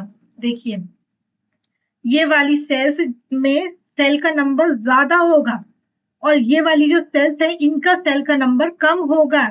अगर एक पर्टिकुलर टाइम पीरियड में देखूं मैं, जैसे कि यहाँ पर देखिए, यहाँ पे सेल नंबर जो है ज्यादा किसका है, ये देखिए, ये जो है नॉर्मल वाली पतली लेयर है, ये वाला जो नॉर्मल, तो नॉर्मल जो है वो ज्यादा ग्रो कर रहा है, और ज्यादा ग्रो करने का मतलब क्या है कि ये जो इसका G1S G2 है वो जल्दी जल्दी जा रहा है, यानी ये सेल साइकिल में आगे बढ़ रहा है। और क्यों आगे बढ़ रहा है, क्योंकि यहाँ पे V1 जो है वो नॉर्मली काम कर रहा है जितना नॉर्मल कॉन्सेंट्रेशन में था। तो यहाँ पर जो है, यहाँ पर जो सेल का नंबर है वो ज्यादा तेजी से नॉर्मल वाले के ऊपर बढ़ रहा है, जबकि आप दूसरा वाला देखोगे जो ट्रांसफेक्टेड है, उस वाले केस में देखोगे कि उसमें भी डिवाइड तो हो रही है सेल, लेकिन जो सेल का नंबर है वो कम है। कैसे, क्योंकि ये कम बढ़ रही है। अब यहाँ पर देखिए, जो नॉर्मल वाली सेल है वो आपकी यहाँ तक बढ़ गई। ये सेल नंबर को ही बता रहा है ना, तो सेल नंबर अगर मैं एक पर्टिकुलर टाइम में यानी कि इस टाइम पे देखूं 7.5 आवर्स में मैंने दोनों को अलाउ किया कि जाओ और ग्रो करो, डिवाइड करो, तो एक ही टाइम पे जब V1 नॉर्मल काम कर रहा था तो ये वाली जो हमारी नॉर्मल वाली सेल्स थी वो इतना ज्यादा बढ़ गई, यानी सेल नंबर इसमें ज्यादा हो गया। लेकिन उसी टाइम पे जो हमारी ट्रांसफेक्टेड सेल्स थी उनका डिवाइड रेट देखिए, उनमें सेल नंबर कितना कम है, ये रहा इनका सेल नंबर। और कम क्यों है? क्योंकि यहाँ पर V1 का कॉन्सेंट्रेशन ज्यादा हो गया, क्योंकि ऑलरेडी इसके पास नॉर्मल केस में था, बाद में इसको ट्रांसफेक्शन के थ्रू और कॉन्सेंट्रेशन दे दिया गया, जिससे कि सेल जो है G1 फेज में ज्यादा देर के लिए रुक गई। तो क्या हुआ, वो नॉर्मल से पीछे हो गई डिवाइड करने में। डिवाइड तो करेंगी लेकिन नॉर्मल से पीछे हो गई डिवाइड करने में, और जब पीछे चल रही हैं तो इसी टाइम पे ज्यादा नंबर आपको नॉर्मल में मिलेगा क्योंकि वो ज्यादा डिवाइड कर चुकी हैं, और जिसमें जिसमें ट्रांसफेक्शन हुआ उसमें कम मिलेगा। तो हेंस जो हमारा फर्स्ट वाला ग्राफ है वो इस एक्सपेरिमेंट को एकदम सही से जस्टिफाई कर रहा है। तो इसलिए जो मेरा फर्स्ट वाला स्टेटमेंट है वो करेक्ट है, बाकी ये वाला नहीं होगा। क्यों क्यों नहीं होगा? ये वाला सेकंड वाला स्टेटमेंट करेक्ट क्यों नहीं है? अब आप बताइए, क्योंकि ये जो ट्रांसफेक्शन वाला है, मोटी लाइन वाला तो ट्रांसफेक्शन है, तो क्या ये नॉर्मल से आगे कैसे चला गया? तो ये होना नहीं है। अब यहाँ पे ट्रांसफेक्शन वाला देखिए ऊपर जा रहा है, सॉरी ये नॉर्मल वाला ऊपर जा रहा है, कोई दिक्कत नहीं, ठीक है। लेकिन ये जो ट्रांसफेक्शन वाला नीचे क्यों चला गया? भैया इसमें डिले हुआ है, ऐसा तो नहीं है ना कि अब सेल डिवाइड ही नहीं होगी, तो ये भी गलत है। और यहाँ पर देखिए ये नॉर्मल वाला ऊपर जा रहा है लेकिन ट्रांसफेक्शन वाला थोड़ा थोड़ा बढ़ा, और फिर ये अचानक से डिक्रीज क्यों होने लग गया? हमने कोई इनिबिटर तो ऐड किया नहीं था, तो ये डिक्रीज नहीं होना था, हेंस ये वाला भी ऑप्शन सही नहीं है। यानी कि जो एक्यूरेट ग्राफ है वो हमारा फर्स्ट वाला है, और फर्स्ट वाला एकदम करेक्ट है। ठीक है, चलिए अभी हमने इतना भारी भरकम क्वेश्चन सॉल्व किया है, तो एक इजी सा क्वेश्चन ये वाला भी सॉल्व कर लेते हैं। तो बताइए इसका आंसर क्या होगा? In eukaryotic cell division, metaphase to anaphase transition is regulated by degradation. एक बात जान लीजिए कि जो हम बोलते हैं एम साइक्लिन, इसी को हम बोलते हैं मेटाफेज साइक्लिन भी, क्योंकि मेटाफेज साइक्लिन में जो है साइक्लिन बी होता है, और साइक्लिन बी जो है वो बहुत ज्यादा इंपॉर्टेंट रोल प्ले करता है मेटाफेज तक में। यानी माइटोटिक में भी बहुत सारी स्टेजेस होती है ना, प्रोफेज, मेटाफेज, एनाफेज, टीलोफेज। तो इस स्टेज तक यानी मेटाफेज स्टेज में एम साइक्लिन बहुत ज्यादा इंपॉर्टेंट रोल प्ले करता है। और जब मेटाफेज से यानी कि जब आपको मेटाफेज से एनाफेज में जाना होता है, उस केस में जो है साइक्लिन बी की जरूरत नहीं होती है। तो अगर आपको मेटाफेज से एनाफेज में जाना है तो यहाँ पर जो है साइक्लिन बी का डिग्रेडेशन जरूरी है। साइक्लिन बी नहीं होगा तो जो सेल साइकिल है आगे बढ़ जाएगी और एनाफेज में चली जाएगी। अगर साइक्लिन बी रहेगा तो सेल जो है वो मेटाफेज स्टेज में ही रह जाएगी। तो यहाँ पर वही बोला है कि जब हमको मेटाफेज से एनाफेज में जाना होता है तो उस टाइम पे कौन से साइक्लिन का डिग्रेडेशन जरूरी है? तो जरूरी है हमारा साइक्लिन बी का डिग्रेडेशन, क्योंकि ये जो साइक्लिन है वो मेटाफेज में बहुत ज्यादा इंपॉर्टेंट रोल प्ले करती है। और अगर ये कॉन्सेंट्रेशन इसका हाई रहेगा, ये प्रेजेंट रहेगी, तो ये मेटाफेज स्टेज में ही सेल को रखेगी, तो इसलिए इसका डिग्रेडेशन एकदम जरूरी है। So answer is first. चलिए ये क्वेश्चन सॉल्व करें। ओके, चलिए देखिए अभी तक हमने इतने सारे क्वेश्चन सॉल्व किए हैं और ये सभी क्वेश्चन बहुत इंपॉर्टेंट है, जैसा कि आप देख पा रहे हो। अब यहाँ पर हम क्या करते हैं, 1 मिनट का ब्रेक लेते हैं, ठीक है। उस ब्रेक में आप चाहो तो थोड़ा सा रिलैक्स हो सकते हो क्योंकि हम बहुत टाइम से पढ़ रहे हैं, और इस क्वेश्चन को भी सॉल्व कर सकते हो। मैं 1 मिनट बाद आऊंगी और ये क्वेश्चन को हम रिज्यूम करेंगे। आप भी चाहो तब तक आप छोटा सा ब्रेक ले सकते हो, ठीक है। चलिए।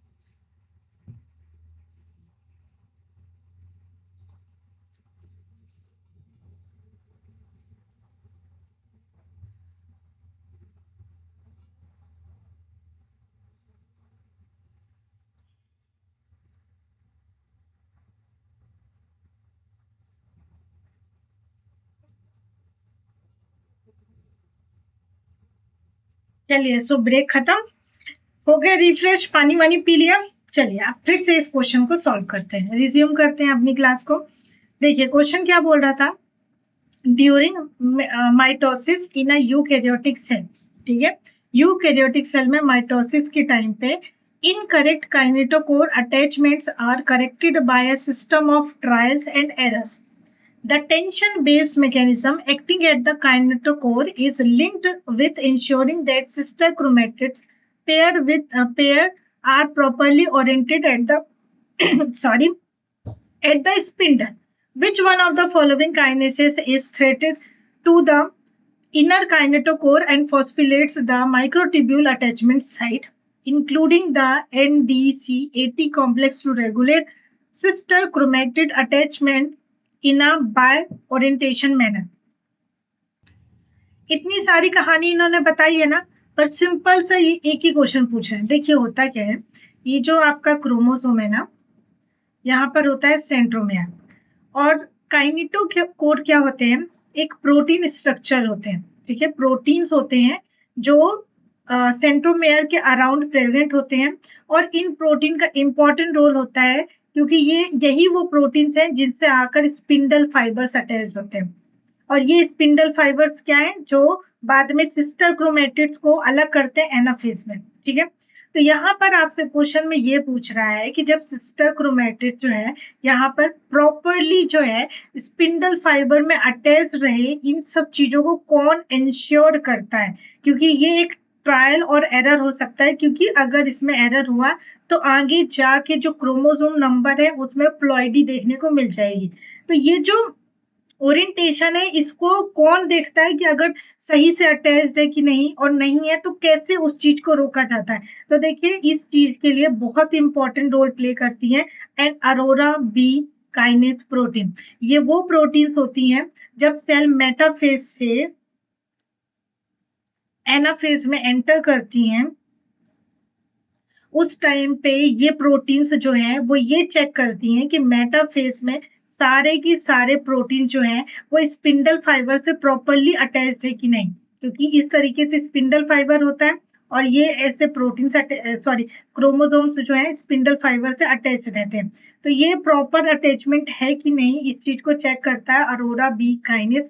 अगर ये अटैचमेंट स्पिंडल फाइबर से प्रॉपरली नहीं होती है तो ये जो है दूसरे प्रोटीन्स को एक्टिवेट कर देता है, जिसकी वजह से ये जो ट्रांजिशन है वो रुक जाता है और सेल जो है वो मेटाफेज साइकिल में अरेस्ट हो जाती है, ठीक है। अब कैसे, अगर आपको ध्यान होगा तो याद करिए हमने ये डायग्राम पढ़ा है कि नहीं, metaphase to anaphase transition check point में, जहां पे काइनेटोकोर में कुछ टेंशन हो जाता है। टेंशन, काइनेटोकोर मतलब कि वो जो प्रोटीन्स हैं जिससे स्पिंडल फाइबर अटैच होने वाले हैं वो प्रॉपरली अरेंज नहीं होती और उसमें टेंशन जनरेट हो जाता है, जिसकी वजह से चेक पॉइंट 1 का एक्टिवेशन होता है और वो अरोरा बी काइनेज को एक्टिवेट कर देती है। और इसका एक्टिवेशन बहुत जरूरी होता है क्योंकि आगे जाके यही वो प्रोटीन है जो बब1, बब आर1 और बेड2 को एक्टिवेट करती है, और ये वाली प्रोटीन जो होती है वो एपीसी कॉम्प्लेक्स को रोक देती है। क्यों रोकती है, क्योंकि एपीसी कॉम्प्लेक्स जो है वो मेटाफेज से एनाफेज में ले जाने के लिए इंपॉर्टेंट होता है, और यहाँ पे अगर स्पिंडल फाइबर प्रॉपरली अटैच नहीं है मेटाफेज में तो हमें सेल को जो है मेटाफेज साइकिल में ही रोकना है, एनाफेज में नहीं जाने देना है, इसलिए हम एपीसी कॉम्प्लेक्स को ही रोक देते हैं और जो है अपना ये ट्रांजिशन है वो डिले हो जाता है। ये बातें हम कर चुके हैं और उसी से ये क्वेश्चन आया है। और देखिए कितना लंबा चौड़ा जो क्वेश्चन है आपको फ्रेम करके दिया है, लेकिन इसका बहुत ही सिंपल सा आंसर है अरोरा बी काइनेज, क्योंकि आपसे यही पूछा गया है कि यहाँ पर जो दोनों क्रोमेटिड है उसको आपस में, यानी कि मेटाफेज स्टेज में ये स्पिंडल फाइबर से प्रॉपरली अटैच्ड है कि नहीं है, वो चीजों को कौन मैनेज करता है, कौन देखता है, तो वो है अरोरा बी काइनेज, राइट। चलिए नेक्स्ट क्वेश्चन की तरफ मूव करें। ये रहा आपका नेक्स्ट क्वेश्चन। यहाँ पे पूछ रहा है cyclins are the regulatory sub units, ठीक है, हमको तो मालूम है, and cyclin dependent kinase are the catalytic sub unit, ये भी हमको मालूम है। The following diagram represents the involvement of cyclins and CDK in various stages of cell cycle.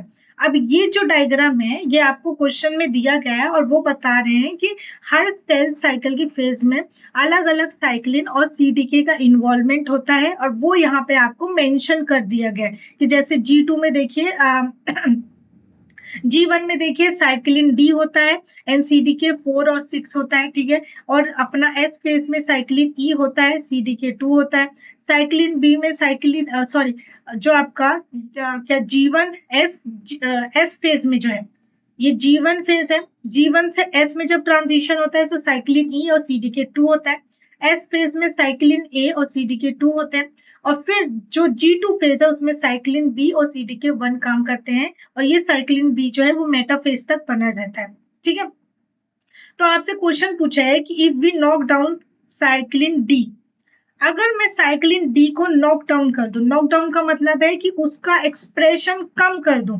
देखिए दो वर्ड आता है, एक होता है नॉक आउट और दूसरा होता है नॉक डाउन।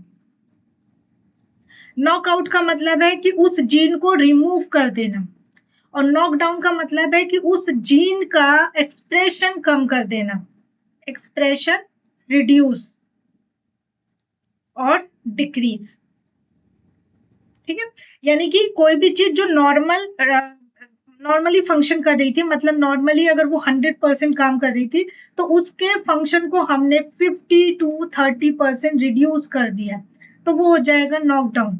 और नॉकआउट मतलब जब पूरी तरीके से मैंने उस जीन को रिमूव कर दिया तो अब वो 30% भी काम नहीं कर पाएगी सेल में, ठीक है। और ये हमने किया SHRNA की वजह से।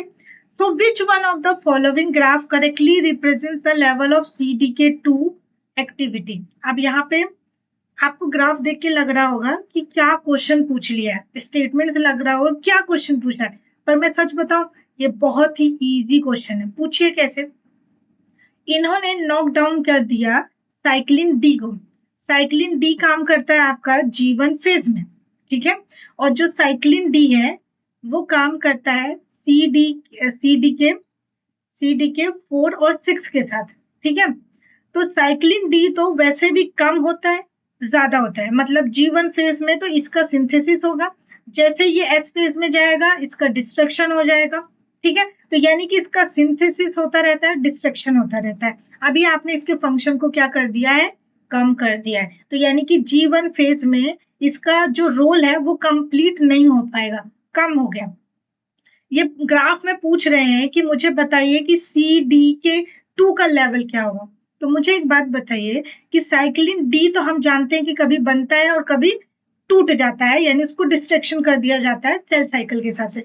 लेकिन जितने भी CDK हैं वो सेल में एक ऑप्टिमम अमाउंट में हमेशा प्रेजेंट होते हैं, बस वो एक्टिव नहीं हो पाते। क्यों? क्योंकि उनके बेस्ट फ्रेंड साइक्लिन्स नहीं मिल पाते। तो इसका जो CDK का अमाउंट है वो तो सेल साइकिल के हर फेज में एक जैसा ही होगा। एक्टिव कब होगा, जब उसको साइक्लिन मिलेगा। तो यहाँ पर तो लेवल पूछ रहा है ना, और CDK क्या है, CDK साइक्लिन डिपेंडेंट काइनेस है। तो मुझे बताइए, अब इसमें से ग्राफ देख के बताइए कि कौन सा होगा। ये CDK2 की एक्टिविटी को बता रहा है, ये CDK2 की एक्टिविटी को बता रहा है वाई एक्सिस में, और एक्स एक्सिस में टाइम बता रहा है। तो अगर आपने यहाँ पे साइक्लिन डी को नॉक डाउन कर दिया, यानी कि उसका जो रोल है वो कम कर दिया, यानी कि अब वो 30% या 20% ही काम कर पा रहा है, नॉक डाउन कर दिया। और हो सकता है कि उसको अप्रोप्रिएट अमाउंट ना मिले। जैसे मान लीजिए CDK जो है वो साइक्लिन के साथ मिलकर काम करता है, लेकिन साइक्लिन का भी तो एक अप्रोप्रिएट अमाउंट होना चाहिए ना, तभी तो CDK भी काम करेगा। तो अगर वो अप्रोप्रिएट अमाउंट नहीं मिल पा रहा है तो CDK काम भी नहीं करेगा। तो वो स्टार्टिंग से एक ही अमाउंट में सेल में प्रेजेंट होगा, ठीक है। तो अगर आप देखेंगे तो इनमें से कौन सा ग्राफ है जो CDK के लेवल को बता रहा है जब साइक्लिन डी नॉक डाउन है। तो अगर आप ध्यान देंगे तो वो राइट ग्राफ जो है वो थर्ड वाला ग्राफ है। कैसे? क्योंकि देखिए टाइम के साथ जो है इसका लेवल, इसका अमाउंट जो है एक ही जैसा प्रेजेंट है, एक ही जैसा प्रेजेंट है, क्योंकि इसको साइक्लिन डी मिला नहीं। तो ये कैसा है, एक ही अमाउंट में प्रेजेंट है, ये एक्टिव ही नहीं हो रहा है, यानी इसकी एक्टिविटी दिख ही नहीं रही। तो यहाँ पर आप देखेंगे कि जो CDK2 की एक्टिविटी है वो throughout the cell cycle एक जैसे अमाउंट में ही प्रेजेंट है, यानी उसका लेवल एकदम बराबर है, इसमें कोई भी एक्टिविटी आप नहीं देख रहे हैं, क्योंकि वो टाइम के साथ देखिए ऐसे ही है। क्यों? क्योंकि उसको साइक्लिन डी उसका साथी उसको नहीं मिला। जबकि अगर आप ग्राफ ए में देखेंगे तो देखिए टाइम के साथ पहले तो ये एक्टिविटी नहीं कर रहा है, लेकिन जैसे ही उसको साइक्लिन मिल गया तो उसकी एक्टिविटी बढ़ गई और उसके बाद वो काम कर रहा है। अब अगर आप 2 में देखेंगे और यहाँ पर देखिए साइक्लिन डी जब उसको मिला तब ये जाके उसकी एक्टिविटी बढ़ रही है और वो नॉर्मली काम कर रहा है, लेकिन नॉकडाउन की वजह से हमने जो एक्सप्रेशन लेवल ही रिड्यूस कर दिया है तो साइक्लिन का उतना अमाउंट रहा ही नहीं है जिससे कि CDK2 बाइंड होके अपना काम कर सके। तो ये ग्राफ तो हो गया गलत। अब दूसरे वाले ग्राफ में देखोगे तो पहले से ही CDK2 का एक्टिविटी ज्यादा था और फिर उसके बाद रिड्यूस होने लग गया। कैसे? साइक्लिन डी कैसे कैसे साइक्लिन डी इसके पास है नहीं, तो ये कैसे इसका एक्टिविटी बढ़ गया? तो ये भी नहीं होगा। और फोर्थ वाले ग्राफ में बोल रहा है कि पहले धीरे धीरे बढ़ रहा है फिर रिड्यूस हो रहा है, तो कैसे रिड्यूस हो रहा है? ये भी तो नहीं हो सकता है कि ग्राफ कैसे बढ़ ही नहीं सकता है क्योंकि उसको साइक्लिन डी तो मिला नहीं।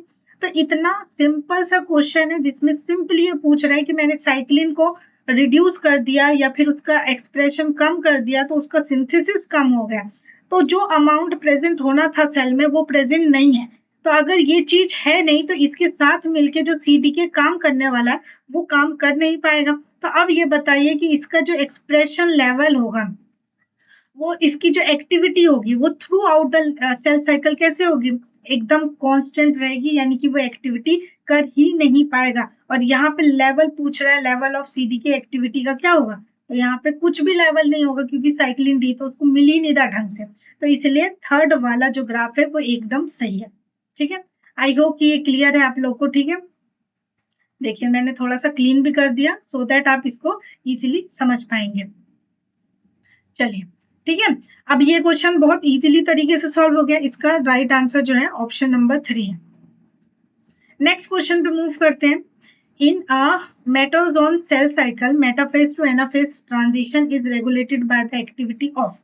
हमने कितने बार पढ़ा है कि जो हमारा मेटाफेज से एनाफेज में जब हम जाते हैं तो यहाँ पर किन चीजों की, यानी कि किसकी रेगुलेशन की वजह से जो है ये ट्रांजिशन होता है। तो आपको अगर याद हो कि तो यहाँ पर किसका होता है, पहले तो हमारा यहाँ पर APC कॉम्प्लेक्स इंपॉर्टेंट होता है क्योंकि यही APC कॉम्प्लेक्स है जो जिसके एक्टिवेशन से मेटाफेज से एनाफेज स्टेज आ पाती। क्योंकि याद होगा हमने पढ़ा था कि APC कॉम्प्लेक्स से CDC20 आकर बाइंड होता है। ठीक है, याद है कि नहीं? और इसके बाइंड से ये कॉम्प्लेक्स हो जाता है एक्टिवेट, और इसके एक्टिवेशन से जो एक दूसरी जगह पर सिक्योरिन था वो सेपरेस को पकड़ के रखता है, सेपरेस को पकड़ के रखता है, सिक्योरिन सेपरेस को पकड़ के रखता था तब। लेकिन इसकी एक्टिवेशन की वजह से ये क्या करते हैं, सिक्योरिन पे जाके यूबिक्यूटेशन कर देते हैं, यानी कि उसका डिग्रेडेशन कर देते हैं। और जब सिक्योरिन डिग्रेड हो गया तो सेपरेस हो गया आजाद, और जैसे ही आजाद हुआ तो ये जाके क्या करता था, मेटाफेज को एनाफेज साइकिल में मतलब मूव करवा देता था, प्रोग्रेशन करवा देता था। तो अगर सेल को मेटाफेज से एनाफेज में जाना है तो यहाँ पर जिसकी एक्टिविटी सबसे ज्यादा इंपॉर्टेंट है वो है APC कॉम्प्लेक्स। याद है? याद है कि नहीं? याद होना चाहिए। सब बताया है आप लोग को, सब बताया है, बिल्कुल हमने पढ़ा हुआ है तो याद तो होना ही चाहिए। ठीक है, चलो अब ये क्वेश्चन जो है बहुत आसान है, पर इस क्वेश्चन को समझने के लिए आपका कल का जो इम्पोर्टेंट कंसेप्ट हमने बिल्ड किया है वो जरूरी है। अब यहाँ पर भी देखो क्या हो रहा है, क्या बोल रहा है कि आ टेम्परेचर सेंसिटिव एस बॉम्बे। अगर आपको याद होगा तो यहाँ पर हम किसकी बात कर रहे हैं, याद कीजिए याद कीजिए, ये हम फिजन ईस्ट की बात कर रहे हैं, फिजन ईस्ट की बात कर रहे हैं। तो यहाँ पर क्या बोल रहा है कि mutant exhibit cell cycle arrest both.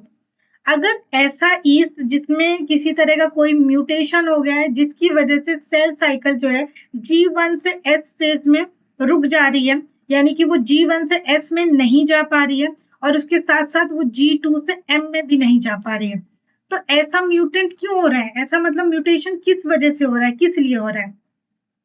तो इसका म्यूटेशन क्यों हो रहा है?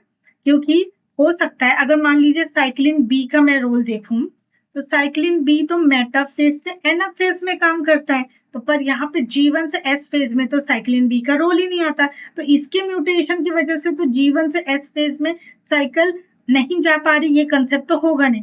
ठीक है, दूसरा हमने सी ये वाला जो है प्रोटीन, इसके बारे में भी नहीं पढ़ा था।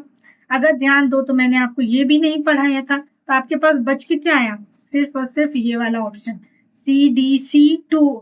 अगर आपको ध्यान हो तो हमने बोला था एक साइक्लिन है और साइक्लिन जो है वो CDK के साथ मिलके काम करता है, और यहाँ पे जो हमने CDK पढ़ा था वो CDK क्या था, CDC2 वाला था।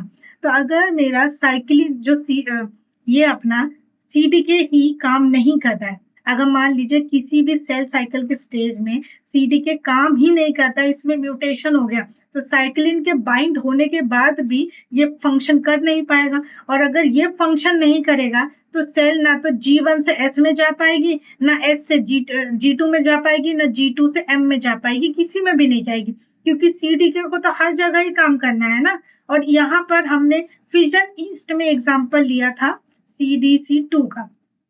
देखिए ये वाला डायग्राम देखिए, ये जो CDK है इसका एग्जाम्पल है CDC2, और इन दोनों को, ये है साइक्लिन और ये है CDK यानी कि CDC2, इन दोनों को मिलकर ही आगे जो है सेल साइकिल में काम करना है। पर अगर ये चीज ही म्यूटेट हो गई, ये म्यूटेशन हो गया और ये काम ही नहीं कर रहा, इन दैट केस साइक्लिन उसके साथ बाइंड भी हो जाए तो भी जो है सेल साइकिल आगे मूव ही नहीं करेगी। तो यहाँ पर जो इसका आंसर है कि क्या म्यूटेशन हुआ होगा जिसकी वजह से सेल साइकिल G1 से S में नहीं जा पाती और अरेस्ट हो जाती है, G2 से M में ट्रांजिशन नहीं हो पाता, तो वो ये है कि पॉसिबली म्यूटेशन CDC2 में यानी कि साइक्लिन डिपेंडेंट काइनेस में हुआ होगा। तो आंसर इज थर्ड वन, तो थर्ड आंसर करेक्ट है। ठीक है, ये रहा। चलिए तो ये वाला क्वेश्चन सॉल्व करिए, एकदम इजी और सिंपल सा क्वेश्चन। ठीक है, टाइम तो नहीं चाहिए, ब्रेक तो नहीं चाहिए बिल्कुल भी, देखिए मैं ब्रेक आपको ऑलरेडी दे चुकी हूँ, तो अभी नो ब्रेक, बस ध्यान से इसको पढ़िए और सॉल्व करिए। ये क्वेश्चन तो ऐसा है कि मतलब आप देखते ही कि वाह कितना इजी क्वेश्चन आ गया। अगर सोचिए जरा, आपके एग्जामिनेशन हॉल में आप एग्जाम दे रहे हैं और आपको इतना ही इजी क्वेश्चन मिल जाएगा, याद आ जाएगा, तो आप कितने खुश हो जाएंगे कि वाह जो पढ़ा था वो आ गया, है ना। ऐसा होता है आप लोग के साथ, होता होगा, बहुत खुशी होती है। तो चलिए अभी तो क्वेश्चन सॉल्व करते हैं। Which one of the following is abundant in the plasma membrane of mammalian cell but is absent from most prokaryotic and plant cell membranes. ऐसा कोई प्लाज्मा मेम्ब्रेन में ऐसा कोई मॉलिक्यूल जो मैमल्स की सेल में बहुत ज्यादा पाया जाता है, यानी मैमेलियन सेल के प्लाज्मा मेम्ब्रेन में ये मॉलिक्यूल बहुत ज्यादा पाया जाता है, लेकिन प्रोकैरियोट्स में एब्सेंट होता है और प्लांट सेल की मेम्ब्रेन में भी नहीं होता। तो इन चारों में से ऐसा कौन सा मॉलिक्यूल है, सोचिए कौन सा मॉलिक्यूल है। कोलेस्ट्रॉल हो सकता है, याद करिए कि कोलेस्ट्रॉल जो है वो प्रोकैरियोट्स में पाया ही नहीं जाता, प्रोकैरियोट्स में एब्सेंट होता है। हमने स्टीरोल देखा था, ध्यान दीजिए थोड़ा सा, स्टीरोल देखा था, फिर हमने देखा था कि स्टीरोल प्रोकैरियोट्स में, स्टीरोल एनिमल सेल में, स्टीरोल प्लांट सेल में और स्टीरोल फंजाई में। तो प्रोकैरियोट्स में स्टीरोल तो एब्सेंट होता है, एनिमल्स में जो स्टीरोल होता है वो होता है कोलेस्ट्रॉल, और प्लांट सेल में जो अपना स्टीरोल पाया जाता है उसको क्या बोलते हैं, बताइए। अगर आपको याद होगा तो आप ये बॉक्स को फिल कर लोगे। और फंजाई में जो स्टीरोल पाया जाता है उसको हम क्या बोलते हैं, उसको ही हम शायद इग्रोस्टीरोल बोलते हैं, शायद। मैं तो शायद इसलिए लगा रही हूँ क्योंकि मैं चाहती हूँ कि ये दोनों बॉक्स आप भरें। तो ठीक है, तो यहाँ पर क्या हुआ कि जो हमारा राइट आंसर है वो ऑप्शन नंबर 4 है, क्योंकि यही जो है प्रोकैरियोट्स में और प्लांट सेल में एब्सेंट होता है, लेकिन मैमेलियन सेल में बहुत ज्यादा अबंडेंट अमाउंट में पाया जाता है। तो ये आपका ऑप्शन नंबर 4 है। ठीक है, और ये क्वेश्चन बहुत पुराना नहीं है, अभी रिसेंटली पूछा गया है। ठीक है, चलिए नेक्स्ट क्वेश्चन देखिए, कितने सिंपल क्वेश्चन है। और ये सिंपल क्वेश्चन रखने का मेरा पॉइंट क्या है ये कि आपको छोटी छोटी बातें भी याद रहें। देखिए छोटी छोटी बातें याद रहेंगी तो उसी से बड़े बड़े क्वेश्चन सॉल्व होते हैं, ये बात याद रखिए हमेशा। अच्छा अब चलिए यहाँ पे पूछ रहा है कि शॉर्टेस्ट मेमेलियन सेल, इनमें से कौन सा सेल साइकिल फेज है जिसका सबसे कम टाइम लगता है, जिसको शॉर्टेस्ट। तो याद होगा कि हमारा हमने पढ़ा था G1, S, G2 और M फेज। तो G1 में हमारा 11 आवर्स का टाइम लग जाता है, एस में हमारा 8 आवर्स, यहाँ पे 4 आवर्स और यहाँ पे 1 आवर का टाइम लग जाता है। और G0 जो फेज है, अगर कुछ लोग ऑप्शन ए को ऑप्ट कर रहे होंगे तो मैं बता दूं कि ये आंसर गलत है। गलत है, क्यों गलत है? क्योंकि ये सेल साइकिल फेजेस की बात कर रहे हैं और जी नोट क्या है, ये एक रेस्टिंग फेज है सेल साइकिल का। यहाँ पर कोई भी सेल डिवाइड नहीं कर रही होती है, ना ही डिवीजन में जाने वाली होती है। यहाँ पे जो सेल्स होती है वो रेस्टिंग फेज यानी क्विसेंट स्टेज में पाई जाती है। तो ये तो पहले ही एलिमिनेट हो गया, बचा आपका बी, सी एंड डी, जिसमें से G1 में तो 11 घंटे लगते हैं, G2 में आपके 4 घंटे लगते हैं और माइटोसिस में 1 घंटा लगता है। तो सबसे कम टाइम किसमें लगता है? माइटोसिस में। तो आंसर क्या हो गया? फोर्थ करेक्ट हो गया। चलिए ये वाला क्वेश्चन सॉल्व करिए, ये पार्ट सी का क्वेश्चन है, CSIR में पार्ट सी का क्वेश्चन है, ये सॉल्व करिए इसको। चले देखिए हो क्या रहा है। चलिए मैं थोड़ा सा आपको बैकग्राउंड बता देती हूँ, ऑल दो हम ये चीज डिस्कस कर चुके हैं बट आपका एक रिवीजन करवा देते हैं। देखिए क्या होता है कि जब हमको मेटाफेज से एनाफेज में जाना होता है तो वहां पर एक इम्पॉर्टेंट प्रोटीन होती है, APC कॉम्प्लेक्स जो होता है वो इम्पॉर्टेंट रोल प्ले करता है। अगर ये एक्टिव रहेगा तो सेल जो है वो आपकी मेटाफेज से एनाफेज में मूव कर जाएगी। ठीक है, तो जब अगर मेटाफेज में कुछ गड़बड़ हो जाती है यानी कि क्रोमेटिन से जो है मतलब स्पिंडल फाइबर से अगर क्रोमोसोम प्रॉपर्ली अटैच नहीं होते हैं तो उस केस में सेल साइकिल को इसी स्टेज में रोक दिया जाता है, अरेस्ट कर दिया जाता है मेटाफेज में। और ये अरेस्ट इसलिए हो पाता है क्योंकि कोई दूसरी प्रोटीन आके जो है वो APC कॉम्प्लेक्स को रोक देती, इनिबिट कर देती है, इसीलिए इसको हम APC इनिबिटर्स भी बोलते हैं। ठीक है, लेकिन मान लीजिए कि अगर सब कुछ नॉर्मल है और अब सेल को जो है मेटाफेज से एनाफेज में जाना है तो ये इनिबिटर जो है काम नहीं करता है और APC को है एक्टिव करने के लिए एक प्रोटीन आता है, CDC20 जो है वो APC को एक्टिवेट कर देता है। तो ये एक्टिवेट हो जाता है और इसके एक्टिवेशन से यहाँ पर एक मॉलिक्यूल होता है सिक्योरिन, जो मस्त सेपरेज को पकड़ के रखता है। एक एक प्रोटीन है जिसको सेपरेज बोलते हैं, उसको पकड़ के रखता है। तो इस कॉम्प्लेक्स के एक्टिवेशन की वजह से ये क्या करता है, सिक्योरिन का करवा देता है डिग्रेडेशन और सिक्योरिन का हो जाता है डिग्रेडेशन। तो यहाँ पर देखिए जैसे ही ये कॉम्प्लेक्स एक्टिवेट हुआ, ये वाला कॉम्प्लेक्स जैसे ही एक्टिवेट हुआ उसने सिक्योरिन का करवा दिया डिग्रेडेशन बाय प्रोटियोसोम, कैसे? यूबिक्यूटिन्स को ऐड करके। और ये देखिए सिक्योरिन कैसे जो है वो छोटे छोटे टुकड़ों में टूट गया और खत्म हो गया। अब इसके हटने से सेपरेज जो हो वो एक्टिव हो गया क्योंकि वो अलग हो गया, अब इसको पकड़ के रखने वाला कोई नहीं है, तो सेपरेज जो है वो मस्त फ्री हो गया। तो अब सेपरेज क्या करता है, वो जाता है और एक प्रोटीन होती है कोहीसिन प्रोटीन, उसको कर देता है डिग्रेड। डिग्रेड मतलब कि उसको तोड़ फोड़ के रिमूव कर देता है कि अब वो फंक्शन ना कर पाए।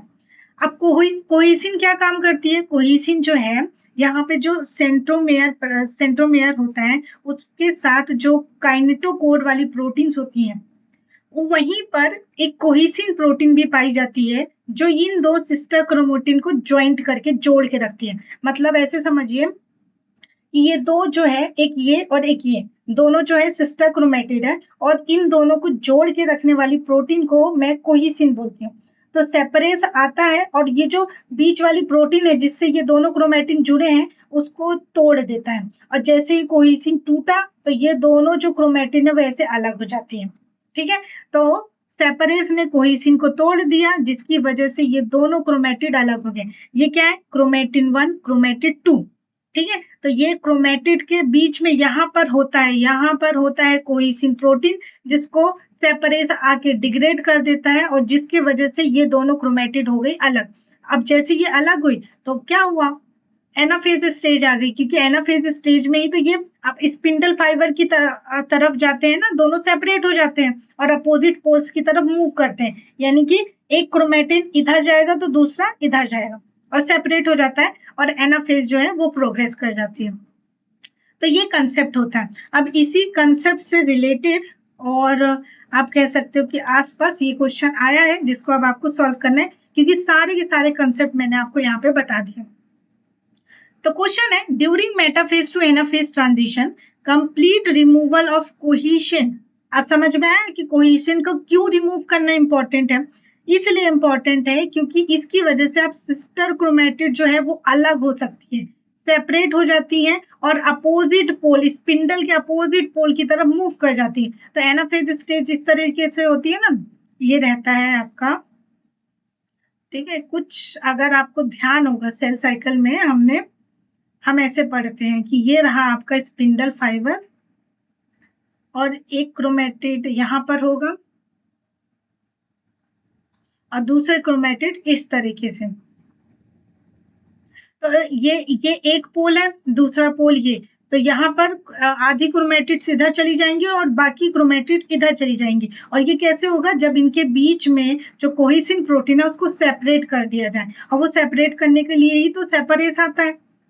तो given below are few proteins और प्रोटीन कॉम्प्लेक्स जो माइटोटिक प्रोग्रेशन में जिनका रोल होता है। तो ये सारी प्रोटीन जो है वो माइटोटिक फेज में रोल प्ले करती हैं। तो क्वेश्चन है कि which one of the following option represent the protein और protein complex involve in cohesin removal at the onset of anaphase during mitosis. जब सेल को एनाफेज में आना हो, माइटोसिस में क्या होता है? प्रोफेज, मेटाफेज, एनाफेज और टीलोफेज, ये सारी स्टेजेस आती हैं। तो माइटोसिस की ये एनाफेज स्टेज में जब हमको आना हो तो उस टाइम पर कोहेसिन को रिमूव किया जाता है। सो इनमें से ये कौन सी प्रोटीन्स हैं जिनका इंपॉर्टेंट रोल होता है कोहेसिन के डिग्रेडेशन में, आपको वो सिलेक्ट करनी है, ठीक है। तो आप बताइए, क्या वो प्रोटीन CDC20 होती है, या फिर APC कॉम्प्लेक्स होता है, सेपरस होता है, या फिर साइक्लिन ए होता है?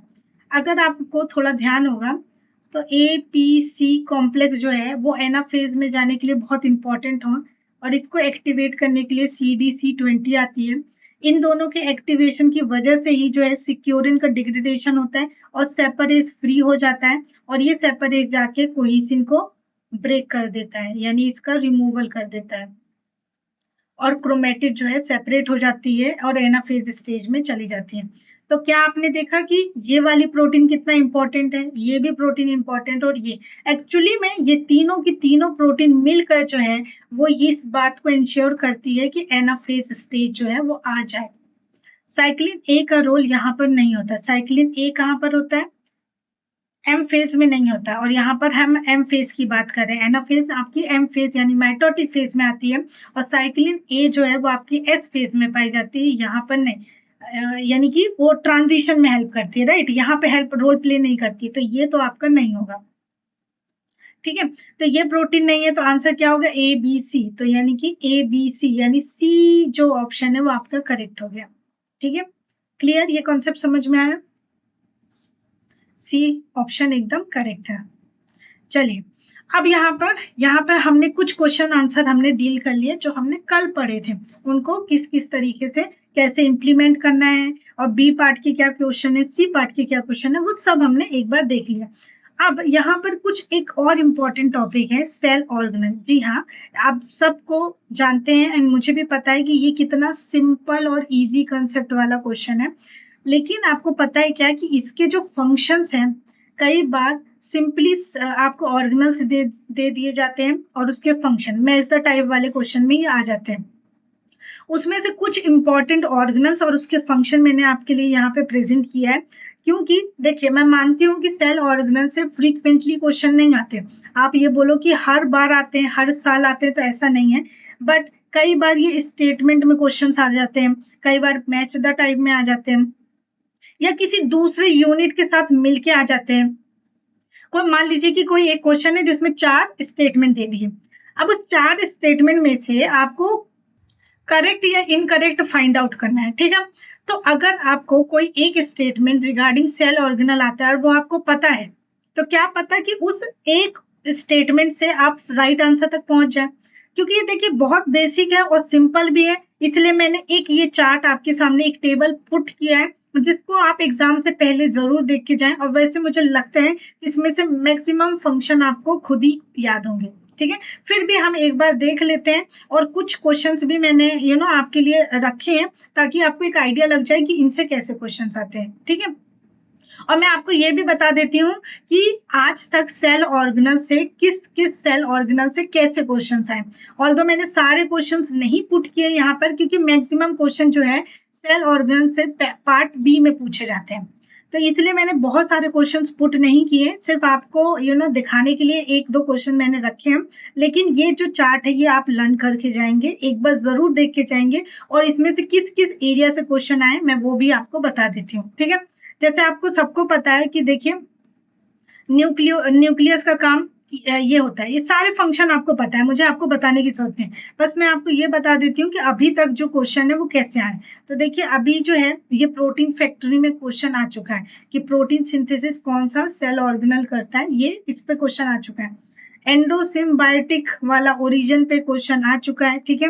फिर क्लोरोप्लास्ट जो सिर्फ प्लांट सेल में प्रेजेंट होता है, इस पे भी क्वेश्चन आया है कि जैसे फोटोसिंथेसिस और एंडोसिम्बायोटिक ओरिजिन वाला से, और साथ ही साथ कि एटीपी का प्रोडक्शन कहाँ कहाँ होता है, तो वो होता है माइटोकॉन्ड्रिया और क्लोरोप्लास्ट, ठीक है। इसके अलावा रफ एंडोप्लाज्मिक रेटिकुलम से क्वेश्चन आया है एन लिंक्ड ग्लाइकोसाइलेशन पे। देखिए क्वेश्चन ऐसे आया है कि आपसे पूछा है कि एन लिंक्ड ग्लाइकोसाइलेशन किस ऑर्गेनल में होता है, और उन्होंने 4 ऑप्शन दे दिए, एक दे दिया राइबोसोम, माइटोकॉन्ड्रिया और endoplasmic reticulum and Golgi body, उनके ऐसे स्टेटमेंट थे।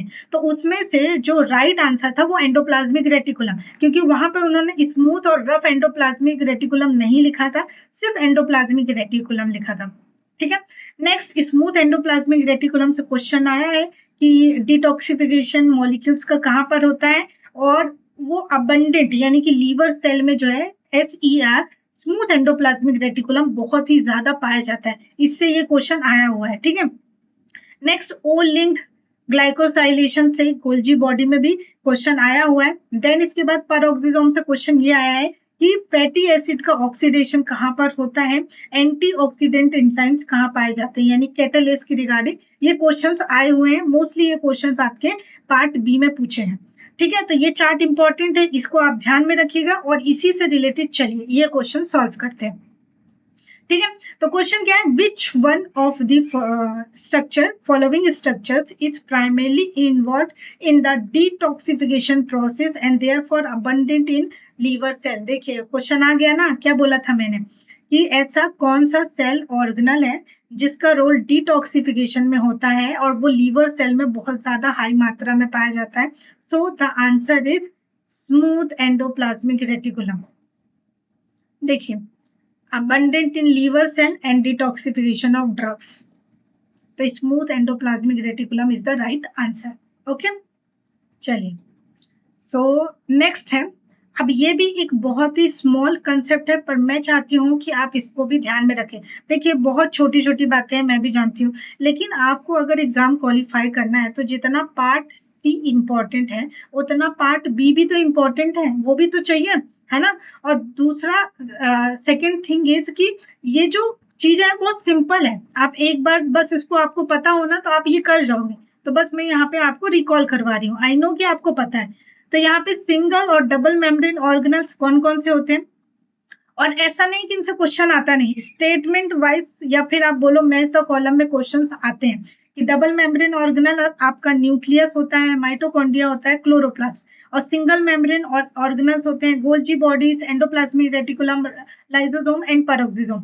और जिन ऑर्गेनल्स के नाम यहाँ पे मेंशन नहीं है उनमें कोई भी ऑर्गेनल कोई भी मेम्ब्रेन नहीं पाई जाती है, ध्यान रखिएगा। नेक्स्ट क्वेश्चन है, ऐसे कुछ ऑर्गेनल्स जिनके खुद के जीनोम होते हैं, जैसे न्यूक्लियस में जीनोम पाया जाता है, माइटोकॉन्ड्रिया में माइटोकॉन्ड्रियल जीनोम होता है, क्लोरोप्लास्ट में क्लोरोप्लास्ट जीनोम होता है, ठीक है। अब इसी से रिलेटेड एक क्वेश्चन आपके एग्जाम में आया है और ये क्वेश्चन बहुत पुराना नहीं है, देखिए कब आया, 2022 में शिफ्ट 1 में ये क्वेश्चन पूछा गया है, जहां पे इन्होंने बोला है कि a few organelles that are present in a eukaryotic cell. कुछ ऑर्गेनल्स जो यूकैरियोटिक सेल में प्रेजेंट है, जैसे कि centrosome, peroxisome, nucleolus and endosome. और आपसे क्वेश्चन ये पूछा है कि कौन सा ऐसा ऑर्गेनल है जो मेम्ब्रेन बाउंड नहीं है। तो अभी हमने देखा कि मेम्ब्रेन बाउंड कौन से ऑर्गेनल है। तो देखिए मेम्ब्रेन बाउंड ऑर्गेनल जो है वो पेरोक्सिसोम सिंगल मेम्ब्रेन बाउंड है, तो ये तो नहीं होना चाहिए, तो ये क्यू वाले ऑप्शन तो हट है। ठीक है, फिर उसके बाद और कौन कौन सा है आप बताइए इनमें से। एंडोजोम, एंडोजोम क्या है, लाइसोजोम होता है, फिर लाइसोजोम से आगे जाके एंडोजोम बनता है। ठीक है, तो लाइसोजोम जो है वो मेम्ब्रेन बाउंड तो होता है, देखिए यहाँ पर लाइसोजोम सिंगल मेम्ब्रेन बाउंड होता है, तो यानी कि एंडोजोम भी है वो भी सिंगल मेम्ब्रेन बाउंड होगा। तो एस भी आपके स्टेटमेंट में नहीं होना चाहिए, तो देखिए एस वाला ये हट गया। तो जो आपके पास निकल के आया वो आपका राइट आंसर हो गया, यानी कि पी जो है वो सेंट्रोसोम होता है, जो एनिमल सेल में सेल डिवीजन करवाता है। उसके पास कोई मेम्ब्रेन नहीं होती, याद करिए, है ना। सेंट्रियोल से सेंट्रोसोम बनता है जिससे कि सेल डिवीजन होता है, तो उसके पास कोई मेम्ब्रेन नहीं होती, तो यानी कि पी तो करेक्ट है। अब एस की बात करें तो न्यूक्लियोलस, यस हम सब जानते हैं कि न्यूक्लियोलस के अंदर डीएनए, न्यूक्लियोलस के अंदर एमआरएनए का सिंथेसिस होता है और न्यूक्लियस प्रेजेंट होता है, बट उसमें कोई भी सेल मेम्ब्रेन नहीं होती, है ना। इंपॉर्टेंट बात, आप अभी तक जो है हो सकता है आपको ये इन्फॉर्मेशन पता हो या हो सकता है अभी तक ना पता हो, पर अगर पता थी तो अच्छी बात है, नहीं पता तो अभी समझ लीजिए कि न्यूक्लियोलस के पास कोई सेल मेम्ब्रेन नहीं होती, इसलिए P and R is the correct option for this particular question. ठीक है, तो आंसर इज सी। ये सिंपल सा क्वेश्चन और डन हो गया, और 2 मार्क्स आपकी झोली में आ गिरे। ठीक है, तो इस तरीके से हमने आज जो है इतने सारे क्वेश्चंस को सॉल्व किए। आई होप कि मेरे साथ साथ आपको भी इन क्वेश्चन को सॉल्व करने में बहुत मजा आया होगा और आपने ये लेक्चर इंजॉय किया होगा। ठीक है, तो चलिए आपका एग्जाम बहुत अच्छा जाए, आप इन सारे कंसेप्ट को बहुत अच्छे से रिवाइज करिए एंड अच्छे से प्रिपेयर करिए अपने आने वाले एग्जाम में। तो आज का वीडियो यहीं पे एंड करते हैं एंड आई होप कि ये सेशन आपके लिए यूजफुल होगा। तो bye bye everyone and take care.